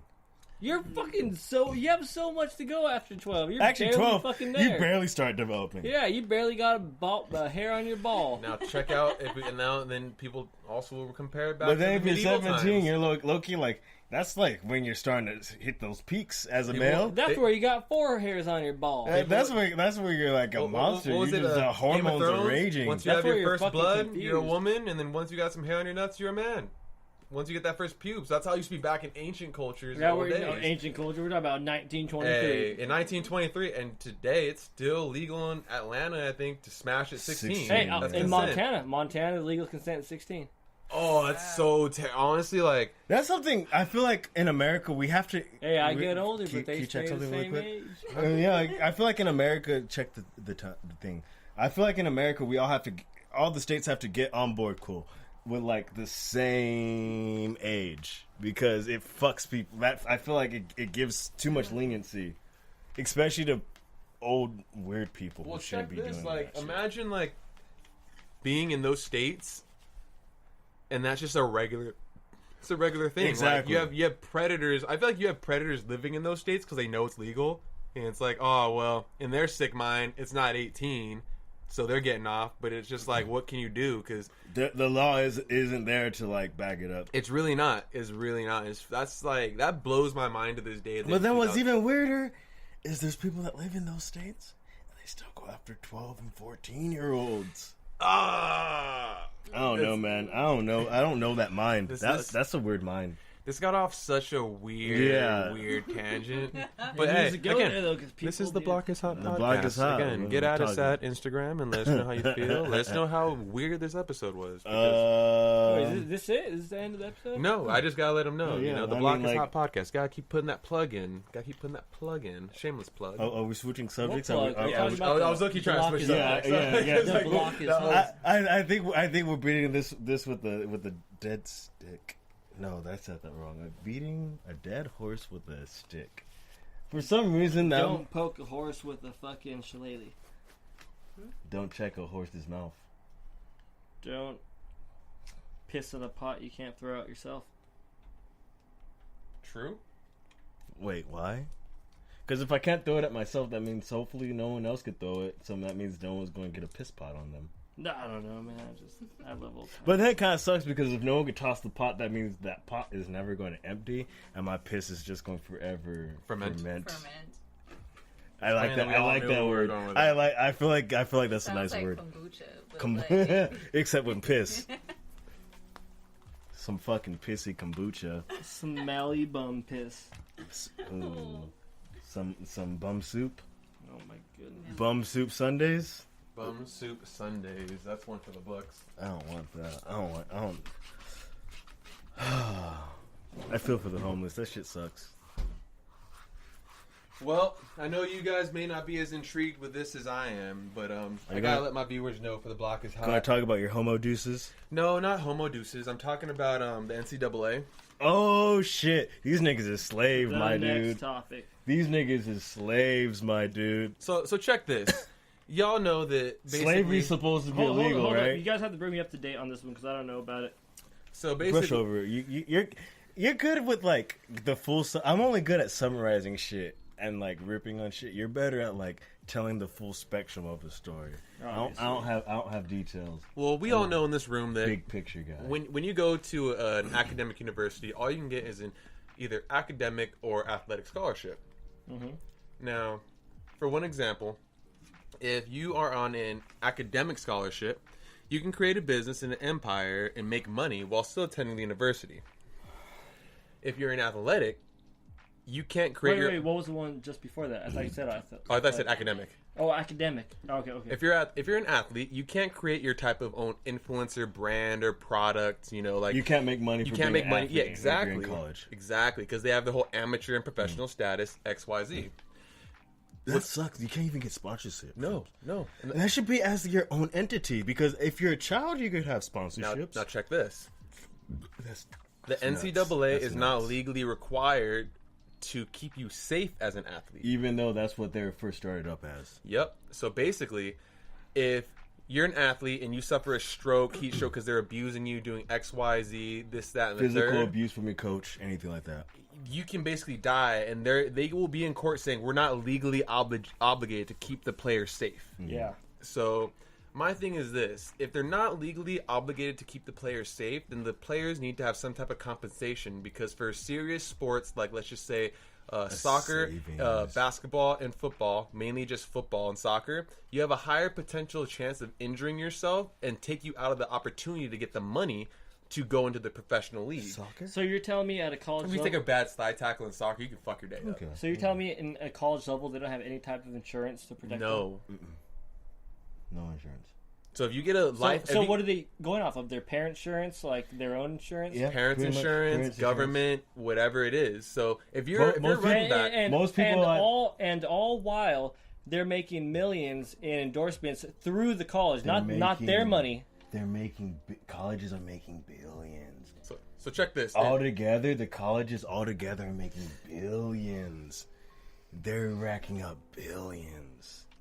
If you get hurt while working, that's what you're doing. You're working for this school as academic institution, and you get a life-ending, not a life-ending, but like say like life-altering, like career-ending, tear your MCL, ACL, all that.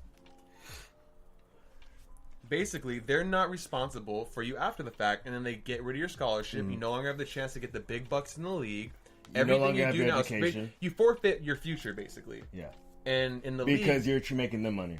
Exactly. So I think that there should be some type of players' union that fully compensates the player to the point where they don't need to be making buku bucks, but they need to make a living wage because they try to throw the academic part as the benefit. But how many people today are graduating and not being able to find work? That's very true also. That is true. So how fair is that to the player? But you have to... it's like they're giving them the average benefit of a college degree. And, a college degree is good, but how much is that over anyone else's college degree, Yeah. It's one thing, I guess, like, if you got one for, like, golf, because golf isn't super physical... This is going to sound rude, because golf is competitive and physical, but it's not physically demanding like how football is. So, like, it would make sense if you didn't do it for golf or some shit like that. But especially the big ones like football, it's like these motherfuckers, like I would say football, maybe even wrestling. There's some pretty lacrosse, shit like that. Like you're suffering like heavy damage to your body. And I always thought that. I mean, there should be something there for them. Not to cut you off, but this is a popular phrase. If you've ever been on the gridiron, people are going to know what I'm going to say. Basketball and soccer, those are contact sports. Yeah. Football is a collision sport. You're basically experiencing a car accident on every play. If you're a running back, you're getting hit. If you're a lineman in the trenches, you're hitting and getting hit. The only people that kind of don't are receivers and quarterbacks. Because a receiver, they're going to take big hits occasionally, but they don't get the ball every play. You get to learn how to fucking fall properly, too, as a receiver. Well think about, like, the play where the ball's not going to you. Like, it's a running play. Yeah. All you have to do is a slight block, or it's going to this receiver. If you're open by chance, you'll get it. But with... That's what you do. You put your hand in their face. Yeah. Can't see. It's called the stiff arm, bro. But that's all you really get. So the fact stiff arm is, your ass out of my I way. think that if they don't allow you to go into the NFL, because you have to have your basic... You're like, I think it's like the equivalent of the NCAA for basketball. You have to have at least 1 year amateur. I think football is 2 or 3, isn't it? But regardless, if that's the case, there's so many players out there that don't have the opportunity to go straight to the NFL. What I think Well, is no one that goes straight to the NFL or the NBA anymore. Some people Oh, my bad. Keep going. some people do. What I'm saying is, if you don't have the academics, but you have the talent, I think that either with the possibility of the XFL dropping next year, either players in that league can go and train, or the alternative is allow players or the NFL to develop a kind of a B league series that's not full contact. It's kind of a passing league in the fundamentals where even linemen can get work and not be full contact. And it's like, you're going to get paid. You're not going to get banked, but let's just say you get like a $60,000 a year salary. Like what, professional flag football or some shit like Not that? flag football. It's like... But, dude, because realistically, they wouldn't get views, though. No one wants to watch that shit. It's not... Yeah, not only that, but like, I don't think it's a good idea to have a league where 18-year-olds could possibly be mixing it up with a 27-year-old. What do you mean? That's college, bro. Tim, that's the thing. You're not grasping the whole concept of the league. Like, look at the D League for basketball. Do you watch D League basketball games? No, I don't. Do you watch the summer league? No one does. Okay. That's why they don't get paid. No, they do though. I know, but not. So like is that what you're That's saying? what I'm saying. Make like a minor league for football or something like that? No, not a minor league. It's college football? It's no, not college, but it is pro. the minor league. But what I'm saying is, it's more so it gets people ready for the lifestyle of being in the NFL. Like, you get drafted to a team, and that's if you're eligible. Get you proper health You go to a insurance. combine. Well, what's minor league football then? We have no minor league football. Yeah, I didn't think we had minor. The only thing we have for minor league football is the NCAA, which makes a shitload of money that players don't get compensated for. All right, no one judged me. I watched extreme I know, sports. I know. Yeah, that's what I was saying. I'm talking to our viewers. Oh, yeah. I don't think I'm fucking any less of a man. Yeah, you different not. sports. BMX, yes, and We'll call you a BMX pro pro. scooter. You're pro enough. You're a pro to me. You're pro in my eyes. Let's go on. Come on. He's a now, jack guys. of all trades. You but broke enough bones. Come on, guys. Let's go on now. But basically, if you understand what I'm saying, then I'm not saying a person in a D League needs to make thousands of dollars, like hundreds Definitely of thousands. But let's just say $100,000 max a year for the guy that's like the quarterback. But if you're just a guy on the team, you can make a $40,000 to $50,000 a year salary. That's cool. And that's enough. Cool. That's enough to the base salary, like and that's regular very salary. comfortable for an athlete whose only job is to memorize plays, train, and keep themselves healthy. And that's enough to And basically. I don't mean to shit on athletes, but it's not hard work. And It's hard training. Yes. And if you But got realistically, benefits, come and on. if you got Listen benefits to on music top, the whole time. and if you got benefits on top of that, it's like, yo, you're literally making a wage to just play something you love to play. That's a cool trade. Time out. Like you're getting here. So I'm not saying the full benefits. Like, I still have to pay for part of my benefits for work. Like, I have some full benefits, but I still pay for extra. Well, yeah, whatever fucking work benefits they can. What I'm saying is this. I'm not saying give them something special. What I'm saying is this. If a nigga gets CTE, give him a fucking CAT scan. We get that. What I'm saying is this. Fuck you. For the people that aren't eligible to go to college because they don't have the grades. Some people have great talent, but they just don't have brains, you know?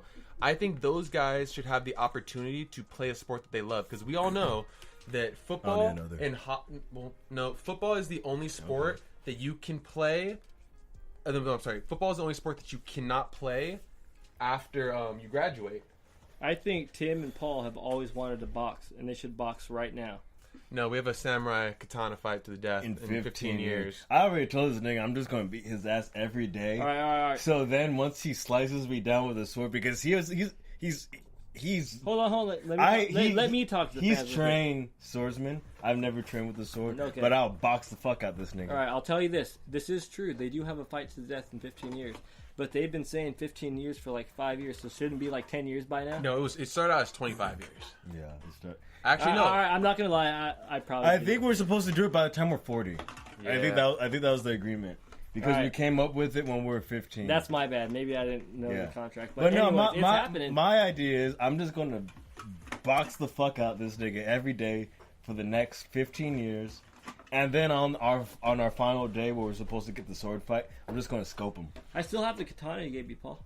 I'm happy. That was actually a really nice sword. Isn't that the one that has my blood on it? It's an authentic Pa Chen. Dude, hold on. That's the one with my blood on it, right? Yes, it is. Yeah. Let me tell you guys something.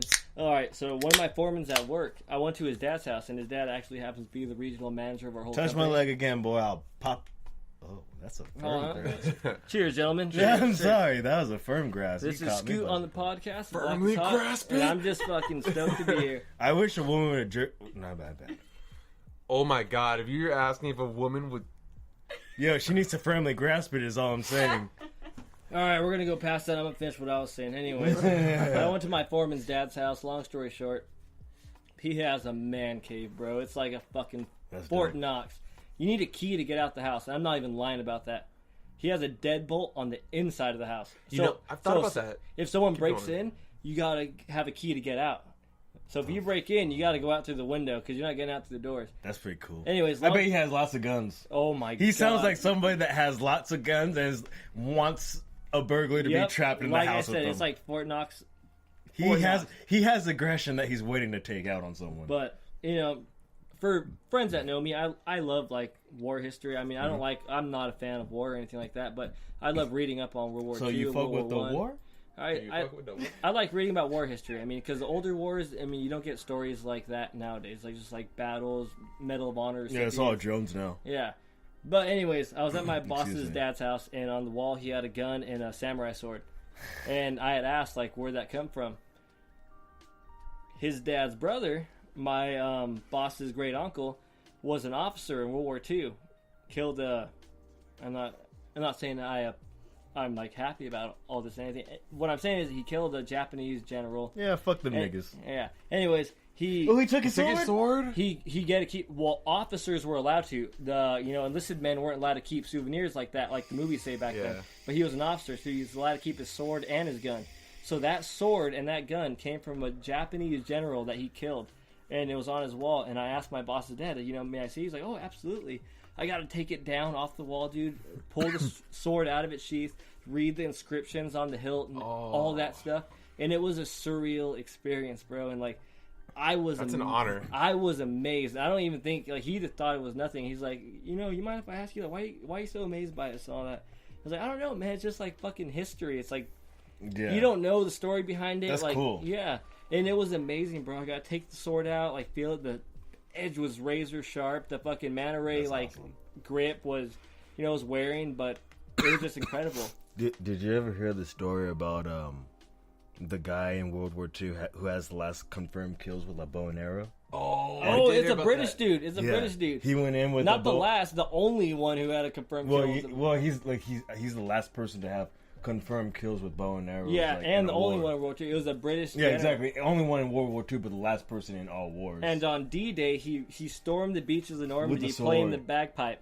Oh, that's the same dude? I didn't know that. Playing the bagpipe. I heard that story. I didn't know that. That's... Honestly, though, that's like... breed. That's a whole different era that we're not going to be a part of, I feel like. Because everything's going to drones nowadays. No one's going to have stories like that. Well, do you think... Even Teddy Roosevelt, fucking the bull moose, dude. Like, his son stormed the beaches of Normandy at 60 years old. He was a general, and he stormed the beaches of Normandy at 60 years old with his platoon, and he was one of the first people in one of the first boats on the beaches of Normandy, and he stormed out there, and he was encouraging all his troops and giving words of wisdom as he stormed out there, and bullets were rushing by his head. Did he die on the beach? No, he survived. Because he became president after, right? No, he died 2 weeks after Normandy. Oh.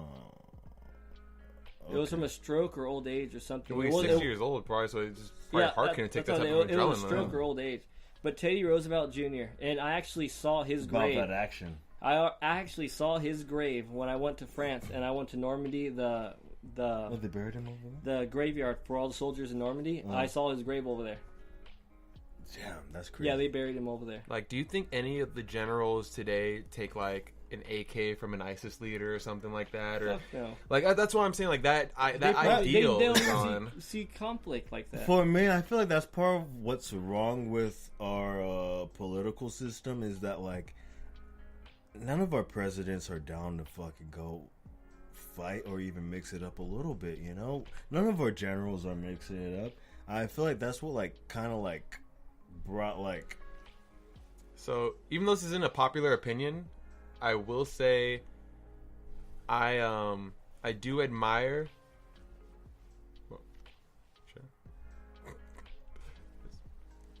I admire a bit of Benjamin Netanyahu, the Israel Prime Minister, and Putin, because those guys are people who served in the military and essentially had to not in a sense prove themselves, but it shows a little bit of that, like they have respect for their country. Yes, and I think that if someone they are is serving for what they believe in. Yeah, well, yeah, not even that. Like I don't know. Like, and this is something that I've only noticed with age. You know, if I was a younger man, you caught me at 18, I might have felt different about it. But I truly believe that in order to be the president of the United States, I think that you should have had to have served, whether it's in the reserves or in the military. You should be in some branch of the military. And also, I think that it would be good if everyone at 18, once you graduate high school, instead of just rushing off straight to college, you have to take a year or 2 years and be in the reserves for the military. Just so you get to learn about survival tactics, you learn about guns, and it has us as a country united in something that bonds us, which is the military. Like that's why you see like Israeli countries and things like that where you're forced to join the military. It does set you a set of core values and cultures, your culture, and basically just have you on the same page. Like it's kind of in the sense where like we live in this day and age where people are super opposed to building the wall. And again, I'm on the side of where I don't think like our tax dollars should be going towards. I think we should be using it towards more social programs at least, or at least like if we're going to be using it, use it for something like building better trails and encampments for like our parks and recs, because that's going to make us stronger. But the idea of building the wall, it's a fundamental idea of border, and I think border security is really strong and important, because where one border begins is where your ideals end and another begins. And I feel like we have to reinforce our American ideals as a whole. Whether or not you agree or believe in it is not really a matter of discussion, because the fact that you have the ability to disagree with it proves that our system is correct. Like, we can allow people that can say that we're dicks, we can allow people that love us, and we'll even let people that hate us, but we're all one together as a whole by having that freedom of speech and that empowerment. You could even say... exactly. Well, that's why we have so many Trump supporters. You could even say something that's like, completely I'm not a Trump supporter, wrong. Not a Trump and supporter. people can at least come out and say, no, that's the wrong idea of thinking. We should actually... This is a better way of thinking. And that's why things are so ass backwards, like that weird way, like that freedom of speech, like Donald Trump, you know? Yeah. I mean, he says things that are outrageous, bro. He says things that he believes are true, and like things that were years in the making, he'll claim that were his, and just be like, you know, that our presidency and all that stuff. And all right, you know, I'm not a politician. I don't know much about it. I'm not going to go that deep into it. All I'm going to say is that I do know some of the shit he says is outrageous, and so many people are so fond of, like, you know, exactly what Paul just said. They're so there for, like, a change and freedom of speech that they'll believe, like, even the most outrageous of shit said, you know? And there's so many other, like, positive ways of thinking that you could be backing, but you're backing this person because his views are radical. His ideals are, like, unheard of. And because of that, you were like, you know, no one said shit like him before because it's fucking outrageous. You shouldn't be.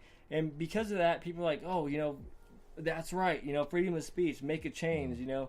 It's just crazy to hear. Yeah. To be honest, that's why, like, I feel like we're at where we're at because, like, you have him coming from this side of extreme, and, like... And he never served in the military or anything like that. Nope, never. And I think he was a draft dodger. That's why, like, we have... At the same time, while this side is coming in from this extreme, we have this side coming in at an extreme, and like it meets at the middle, and like all the normal people are like, yo, this shit just needs to stop. But it's why that doesn't happen is because like people in the middle, like actual normal people are like, don't even want to get involved. It's like, all right, let them do battle. We'll be here after this. You know what's a trip though, and I'll say this, not to cut you off. I was done. By no means to our listeners out there am I a Trump supporter, but I will say this. I used to hear people say that by Barack Obama becoming president, it allowed everyone to kind of think that they can become president. I think 50-50 on that, yes, because he was black, but no, because he still did all the things that every politician does in order to get to the president seat. Donald Trump is actually the true example of, as long as you can get capital and get a momentum, you can become president. Is basically no different than all these SoundCloud rappers that became popping, like Tekashi, just that he doesn't have any face tattoos. Like, he made enough ruckus and made enough noise in the social media market to where he became president. Like, fuck it, I actually did it. It's so true, and it's so fucked up. But it is, because it's fucked up. It's not a joke. It's our fucking president. It's not a fucking SoundCloud rapper. It's not. Yeah. It's our actual president. It's like, I mean, it's my president. Like, it's our president, so it's like you want him to succeed in a way. Because it's us. But like, it's still us. It just sucks that it's like, that doesn't represent. And that's why I started this whole thing up with like Benjamin Netanyahu. Like, when he served in the military as a president, when one of his people got captured and was a prisoner of war, he was there with the guys when they went and got him back. Yeah. Like, that's some like admirable presidential type shit. And I think we've really moved away from that. And right now, in the future, I think it's all going to be more towards the algorithms of what public response is. Like, no one's really going to have to make a decision. And I think it's going to come down between the next maybe 5 to 10 years. Like, if you got it, you got it. If not, you're going to be a part of the system. Mm-hmm. Unless you have that capital on your side. Coming. So what are you saying? Are you saying there's going to be like no middle class, lower class? It's going to be just like low class and not like rich motherfuckers that own robots? It's everybody in the elite. Well, check this.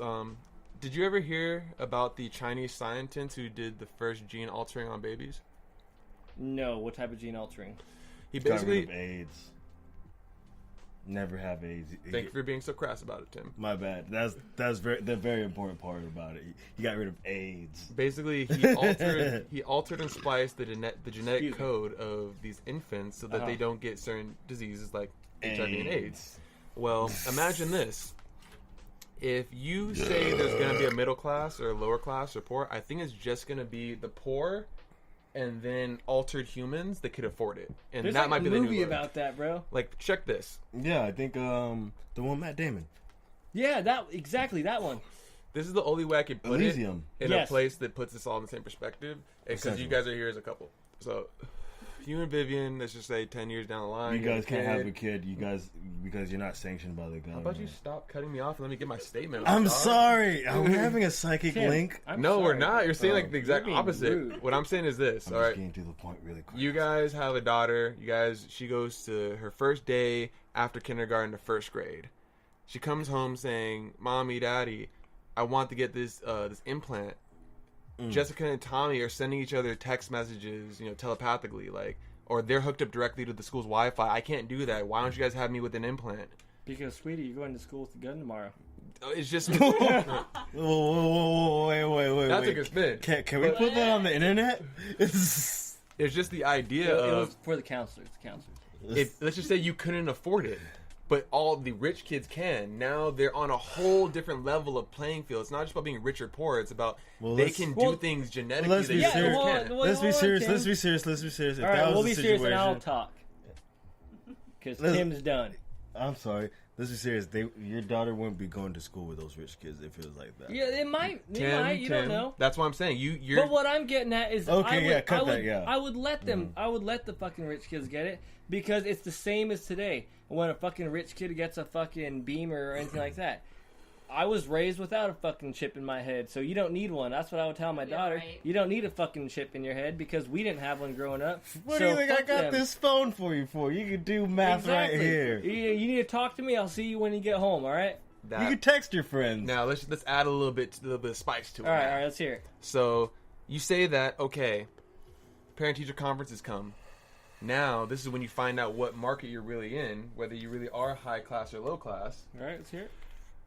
So, Mr. Cavazos, little Sammy hasn't been able to, keep up with class. Like, have you gotten her the new update? What update? For her neural implant? Well, my daughter doesn't have a neural implant. Let me say what update. What update? Oh, the update. You don't have a neural implant in your daughter? What? A neural implant? Why the fuck do I need a neural implant? Are you the teacher? Well, everyone has a neural implant. That's how we connect to the school's Wi-Fi and to Google, and that's how we can do interactive displays so they can see the digital 3D projections on the wall. So then what's your job? Well, my job is to make sure that all these implications are taken care of and they know how to properly update their systems, inform them about the newest school protocols, things like that, Now listen, Mr. Cavazos, if you me, guys who is need some who is sort your of government concierge subsidiary, in this office? You can definitely get it. This is my TA. His name is Mr. Bigglesworth. Yeah. Is he special? Special ed, yes. No, if you need some extra subsidiary, we can work with you. The government's willing to pay for these things.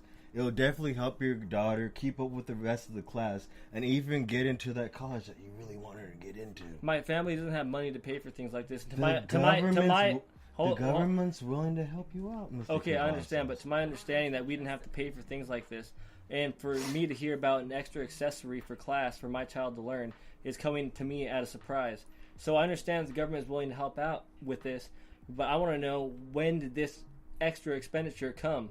Well, it's been implemented within the last 3 years, and Common Core, no child left behind. Honestly, we're sorry to say, but like, if you don't help your daughter get this, she's gonna have to flunk out of class and find another school to go to. All right, teachers wouldn't say that. So I'm gonna ask Paul, sir, if I didn't have the money to do this, how would my kid pass through school? Nigga, we just told you the government. Basically, we have a government program that can assist you with this, but your daughter. I don't want to go through that way. I don't want any implants in my child. Because it's her body, and I don't want any foreign objects. You could always homeschool, and we're not sure if that's going to get her the same credits as if she went to a normal public school with all the other kids, but it's worth a try. What I would recommend is that you're going to have to spend extra time with your daughter, and you know what? It's really going to be like she's not going to be able to catch up and hang with her friends and be able to socialize correctly. I mean, if you want her to go through that type of trauma of not having as many social opportunities, then I wouldn't get the chip. Otherwise, she may be a loner. Sir, will that help her become a lesbian? Your teacher's aide seems like a nice guy and all, but on King Neptune, I'd beat the goofy out of that. I'm getting distracted. I don't remember whose team I'm on anymore. So, and that's what we say by those types of norms becoming the new middle class, where it's like, okay, just like, all right, check this. Did you go to Payless and get shoes, or did you go to like Foot Locker or Active or something? Well, I didn't go to Payless. Your mom wasn't. Okay, now we knew kids that went to Payless. They still went to the same public school that we all went to, but you obviously had the hookup. Like, were you playing with Legos or like Go Blocks? Legos. That's what I'm saying. Yeah. The poor kids got the Go Blocks. If you're rich, you had magnetics. If you're rich, what the fuck are magnetics? Oh, you never had those. I didn't have magnetics. Obviously, I wasn't that rich. There's other kids with magnetics. I had like the starter pack, so that's it. Of magnetics. That starter pack was like 2 magnetics. Nigga, where'd you grow up at? I didn't have any magnetics. No, I think I got like a free pack of magnetics when I went to The fucking magnet. No one still told me what magnetics. They're Legos with magnet. Yeah, with and you can do like you make like a carnival out of it. Magnet ball bearings. Mm-hmm. Oh, bro. People, but like I remember, I only got Legos some. Are still better. I only got some because I went to what is that fake Disneyland that was in like Westco? It's like I just got that receipt. I pretended to drop a drink on Paul's computer. It was in Westco. It was like a Disney Playhouse shit. There's slime there. Oh, I remember that place. It was like the Mickey Mouse Club factory or something like that. Yeah, something like that. It wasn't like, it was like a Disney subsidiary. Well, why do I keep using that word? But like it was like a Disney side hustle, and it was like Mickey's Toon House, something like that. But I remember like it was somebody's birthday, and they gave like away like free magnetics. Like built like starter kit. I just remember there's like an epidemic because kids were swallowing the magnets, and it was like getting stuck inside, so they had to get surgery to get them out, like their intestines, like it'd be connecting. See, that's how you know that the general people are becoming dumber because how old were we? Like 8, 10, yeah, and we're swallowing metal marbles. Motherfuckers are 18, 19 swallowing Tide Pods. It's a de-evolution of like our populace. They're like getting smarter and dumber at the same time. I don't stand this shit. I never once would. Actually, no, I won't lie. There was a hand soap. It smelled really good. I'll be dead serious. I was at my butt. How old were you when you did that? I was 7th grade at least. It smelled exactly. It was called pumpkin pie crust. It smelled exactly like pumpkin pie.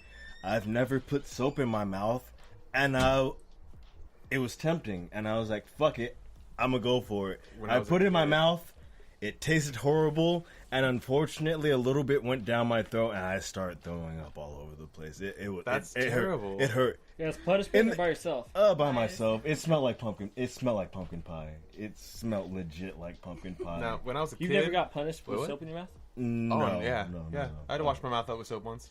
Oh, that's abuse, low key. No, it's not. You don't swallow it. Yeah, you just rinse it. You accidentally swallowed that. Nah, they take your bar soap, you scrub your tongue, and Tim? they're like, yeah. Oh. Okay, then don't ever tell me that soap in your mouth is worse than the belt. Yeah, I never got soap. Like physical abuse. I never got soap in my mouth, but I got multiple. The thing is, though, you have to put the soap in your mouth. It's not like they're just shoving soap down your throat. There's like, take it, wash your mouth out. You have to like. I put soap in my mouth one time willingly, and it was the worst thing in my life, and it hurt very bad because I accidentally swallowed it. I got soap like shoved in my mouth. Never had shoved in my mouth. I mean, I'd rather do that than get my ass whipped with a belt again. Yeah. First time I did my laundry, though, like I remember looking at the softener, I was like, "Man, that looks like it would taste really good." With the belt now, like smacking with that shit. Bro, I got a lot of shit. I got the belt, extension cord. I get. Like, I'm not just a meme. It is true. I got the extension cord, the belt, the fucking sandal, the shoes, TV remote, whatever the fuck was available, bro. It's not abuse. I mean, like, I'll tell you honestly, as an adult, I remember, and like, I deserved it. No, yeah, it wasn't abuse, but it was beatings. You got bruises, but I tell you what, I didn't do the same thing twice. I just did a lot of other fucked up shit. I remember my dad had a CD case, and he flung like at least 3 of them at one time. I remember all of them hit the door and just shattered all over the place. I was like, oh, he was actually going for death on that one. I'm not gonna lie, every ass whooping I got, I deserved it. Well, that's what I was saying. I feel like there's a lot of ass whoopings you get that even your parents are like, damn. I went a little too far with that. All is every ass whooping your parents give, like, all parents feel bad about the ass whoopings they give. Yeah, but they know it was for a cause. That's why they scream at night when they sleep. Or maybe that's just my dad. Yeah. But yeah. Yeah. I mean, I got some ass whoopings, but I deserved all of them because I remember what I did. I remember the ass whoopings I got. I remember what I did. Oh, yeah. And as an adult my age, I would give my kid the same ass whooping because I would just think that, fuck, I am annoying. Except now kids have phone numbers and they'll call social services. That's why my kids aren't going to have a goddamn phone. There's camera phones now. You can like, look at these. My kids are going to have a pad of paper and a pen. See, write down your feelings. I get to collect your pad of paper before you leave the house. Right to Santa Claus. Let them know what's going on. I get to read it every day before you leave the house. Oh yeah, just so you guys know, for the record, and I know this is going to become like popping soon, and you guys will know that you heard it here first. And the block is hot. Next year, 2020, celebrities are going to start, or even maybe even this year, they're going to start releasing copies of their diaries. Like not Twitter, like literally like some December 21st, and then the diaries. But they're going to release like, this is my 2017 diary, but in 2020 though, they're gonna release. So it's like kind of like wine. But like you said, Arthur Morgan ass niggas. Who's paying for it?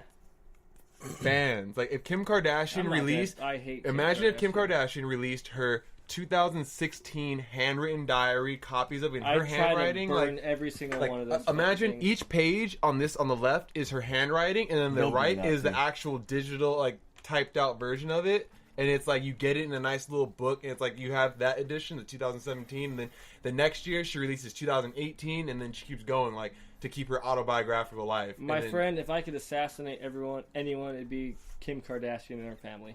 Well, imagine if it was Elon Musk. his 2017 diary. Whoever your hero is, if they start releasing diaries, and I think that's going to be the next wave. People are going to start releasing their own handwritten / translated diaries. All right. Should I jump on that? For the record, I'd like to erase the Kardashians' shit stain on history forever. Like a Nazi? Duly noted. Young Scoop. A Kardashian Hitler? Podcast. All of them. I'd like to erase all their stain on history. I hate them all. It might go deeper than you're expecting. I hate them all, Tim, and I want them all erased from this earth. They are the shit stain that caused the social media outburst that ruined everyone. I feel that. I don't like. I'm not a big fan. I'm not a fan of them. I like Kanye. But For the Block is hot. I don't like him. I like Kanye. I like Kanye. The only thing I can support is their business. But there are, you are right. There are a lot of other people where I would love to read their day by day, But I mean, fuck it. I didn't know that many people wrote journals. Who the fuck else has one besides Arthur Morgan? That's what I'm saying. I think that's going to be the new wave. Imagine people that treat Twitter like their actual diary. I want to read Morgan Freeman's just so I could read it in Morgan Freeman's voice. I want to read Tom Hanks. I'd read it in Tom Hanks' voice. I love Tom Hanks. If you don't love Tom Hanks, you're a Nazi. He pees in all his movies. Really? I want... What? Is that bad? On camera. Well, fuck, I pee every day. The League of Our Own, Castaway, Forrest Gump, Saving Private Toy Ryan. Story. He did piss in that one. That's a cartoon at the same time, but whatever Tom Hanks is on his camera. Well, fuck, he's an honest man. I pee every day. That movie Big, when the kid turns into an adult Tom Hanks, he pees in that movie. That was...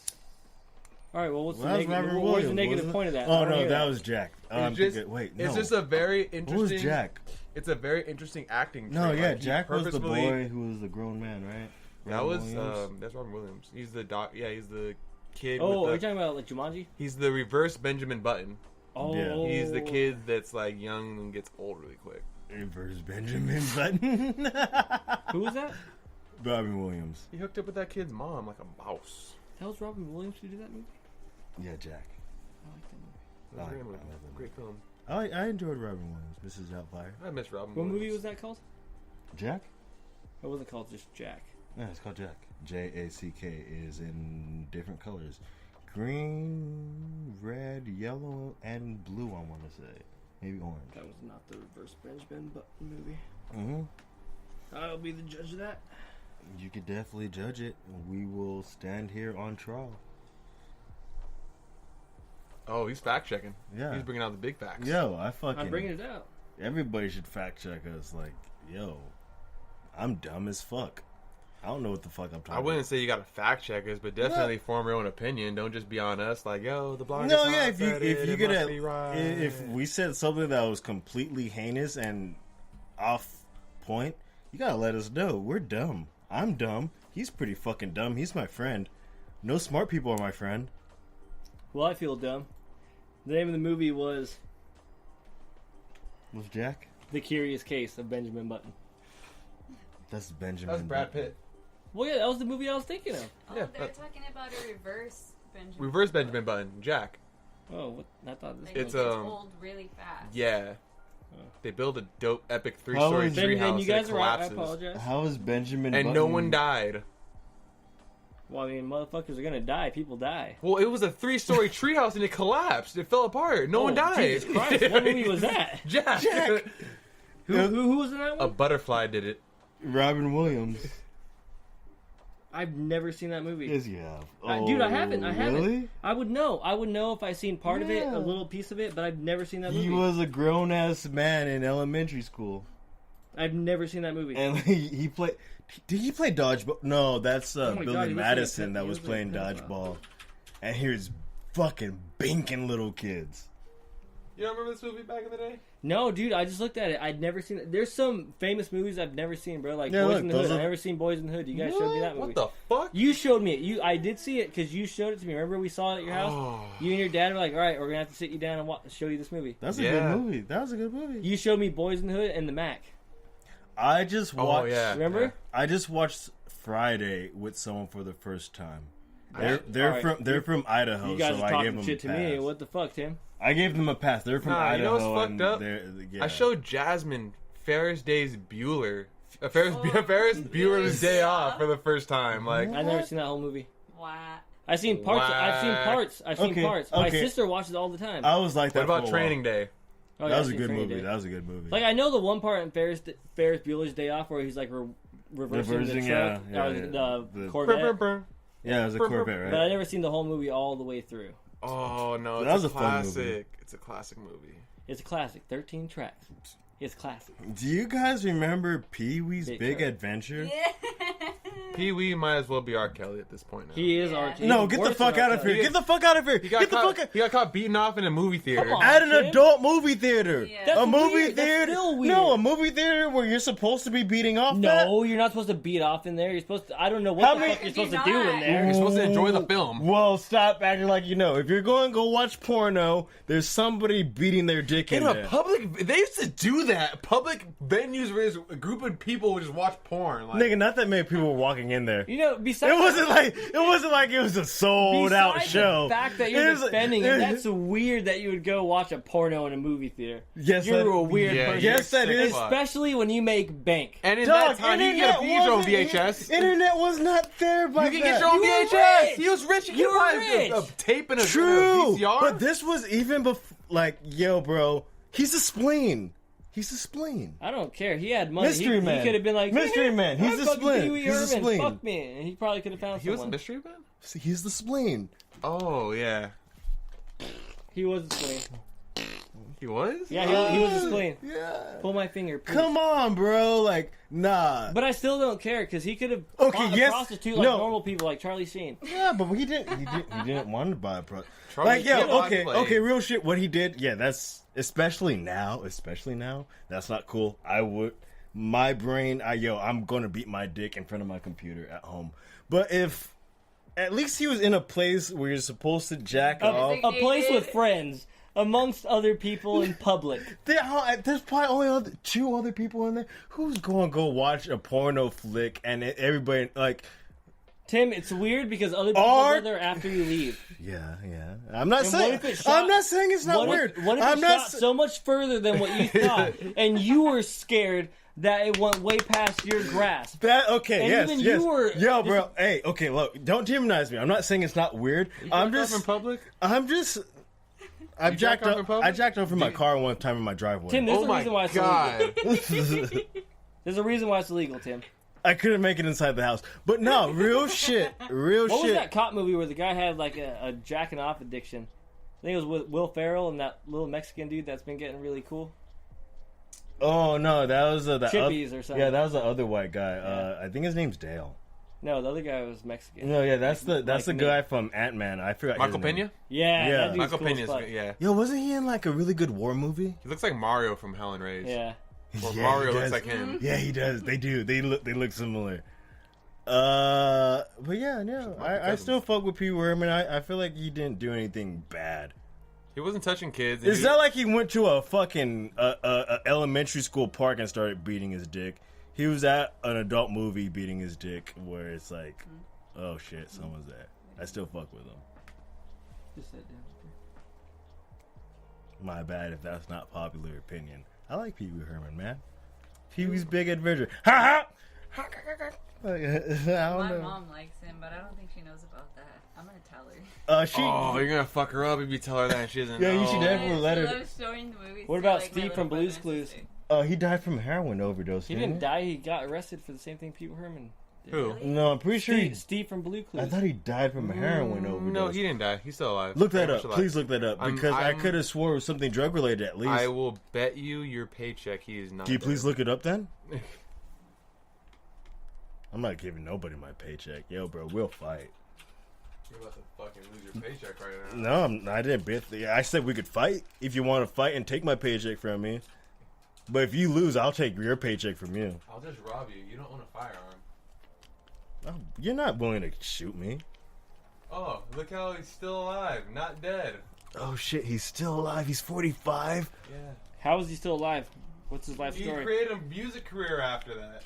The Wiggles? Yeah, he does like album scores. That's your Oh, I didn't realize there was that. No, don't. You want me to gum it? You gum it. That's you, dude. No. Hey, boo, that's you. No, it's not. Come on, boo, boo. Trash it then.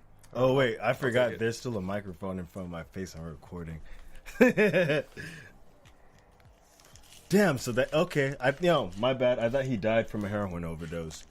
What music does he do? He does he does band music. I'll say that. Like child music. Oh, so it was something with heroin, for sure. Then he's still alive. But he did something with heroin. Only people in bands do heroin. Why is that? I've never done heroin, but I've never done heroin. Why? I've always seen people get really sleepy and just be strung out and super Well, remember when we used to pour up lean and we would have freestyle sessions? Okay, time out. For the viewers that are listening, we did not pour up lean.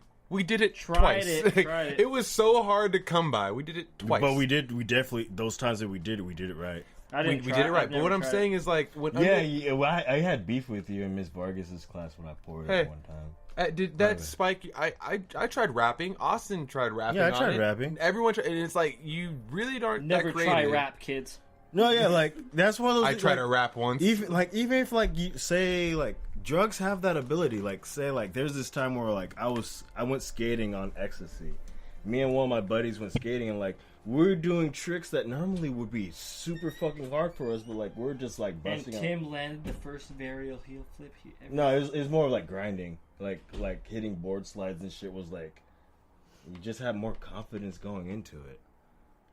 But from what I understand, heroin's one of those drugs that if you're a artist as far as a musician, it amps you up. Well, I can tell you, Chief, I've never even seen heroin in my life. Oh, I've seen heroin a couple times now. I've seen a lot of different types of dope, but I've never seen heroin. So I wouldn't know. Wouldn't want to know. Oh, people you know. Oh, you know those people that do heroin. Oh, I know, but... You know. But they know me enough to never show me. Yeah, because I know even the people that I've seen do heroin, I was there with other people and they're like, hey, is he cool? And they're like, yeah, he's cool. And because I don't mind if you do heroin. I don't give a fuck. As long as you're not shooting it up or something. Even if you're doing that, just I don't want that shit. I'm going to be curious as to how you feel and shit because it's a feeling that I'm not trying to experience for myself. Yeah. Even though I''ve done oxys and shit, but it's I don't want to do heroin. That seems like a fun one that I don't need to go down. I don't know. I never want to try it. Yeah, exactly. Is it do you feel that way because you don't want to get addicted, or just because not interested? I'm not interested, and I've never saw a reason why to try it. To me, it's I don't know. You've seen the memes where it's as you're a kid, fucking dare never do drugs, and then it's an adult. I'll probably never do meth. Yeah. But for me as an adult, I've never ever saw an interest in trying heroin, PCP. I feel definitely, yeah. None of that shit, and I've never even seen it because I don't have friends that do it. The only thing I would ever try is just the main little fucking party coursers and but nothing any more extreme than that. Yeah, I would definitely say none of my direct friends are heroin users. None of my direct friends are heroin users, but there's people that I know that never seen it, would never try it. Yeah. Remember Dan's? That name's familiar. Oh, I do remember Dan's. What?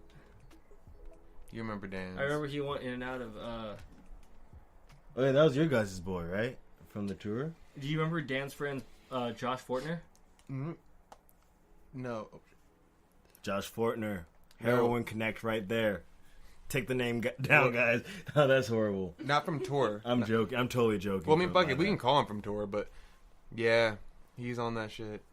And he went through multiple relapses and shit. That's why he just disappeared. No one.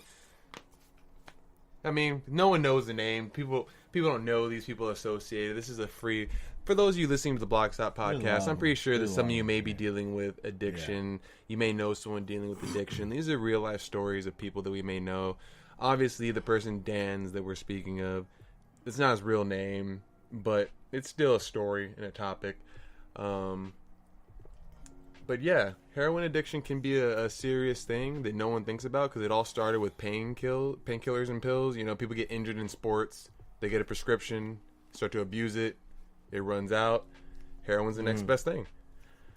So, or even after you're off the pain pills and you're already addicted to it, just keep doing heroin. Mm-hmm. Yeah, I unfortunately know someone recently that apparently just got out of rehab for that shit. Shit sucks. It's still fun to joke about. But it is the reality of life that we must have to do with. That's one of those things. What else do we got? Shit, I don't know. Are we good? Are we good? Well, we're out of beers. Did we touch all the things? We touched the majority of the topics. As long as it's not children that we're touching, I think we're good. I think we touched everything that we want to touch. We'll let this lo-fi hip-hop ride out for a minute. I forgot that we so we can get to that full 2-hour mark. But I just want to say that I'm not home too often, and these are my fucking boys from back in the day. Me and Paul, we played like ASO soccer when we were 5 years old. And, we're going on to being over the hill soon. Yep. And I'm just happy to be back in town. I work out of state, and I'm not home often. And even though every time I come back, it seems like I've only been gone for like a couple days or so, it means the world to me to be back with my buddies and be on the podcast. So, for all the guys that are listening and all the girls that are listening, the block is hot, and this shit is fucking dope. So keep on listening. I'm your host. It's lovely to have you back, too. Hell yeah. It's always fun to have Scoot back because these fuck boys can't keep up anymore. That is true. And I am your host, an unidentified black male, a.k.a. Famous Amos. Y'all go ahead and follow us on our Instagram page at The Block is Hot Podcast. Go ahead and follow us on Twitter, _The Block is Hot. Reach out to us on our Instagram page through our DM. Let us know how you feel. Let us know how you feel about our tweets and posts and things like that. Plato Got Stacks coming soon. Yes, follow the Plato Got Stacks. I'm not very IG enthused page. to start it, but I will do it for you guys. Yeah, my co-host is right here next to me. Yeah, it's Tim Redhose. We got our guest right here next to me. Yeah, buddy. Scooter on the mic. And then we have his accomplice, his associate, his girlfriend. The quiet half. Yes, that is I. I Yes. don't really have a name. It's all right. Unidentified. Tune in next week. Unidentified pale female. And just ride out to the sound of these lo-fi hip-hop beats. Bitches. Jam out.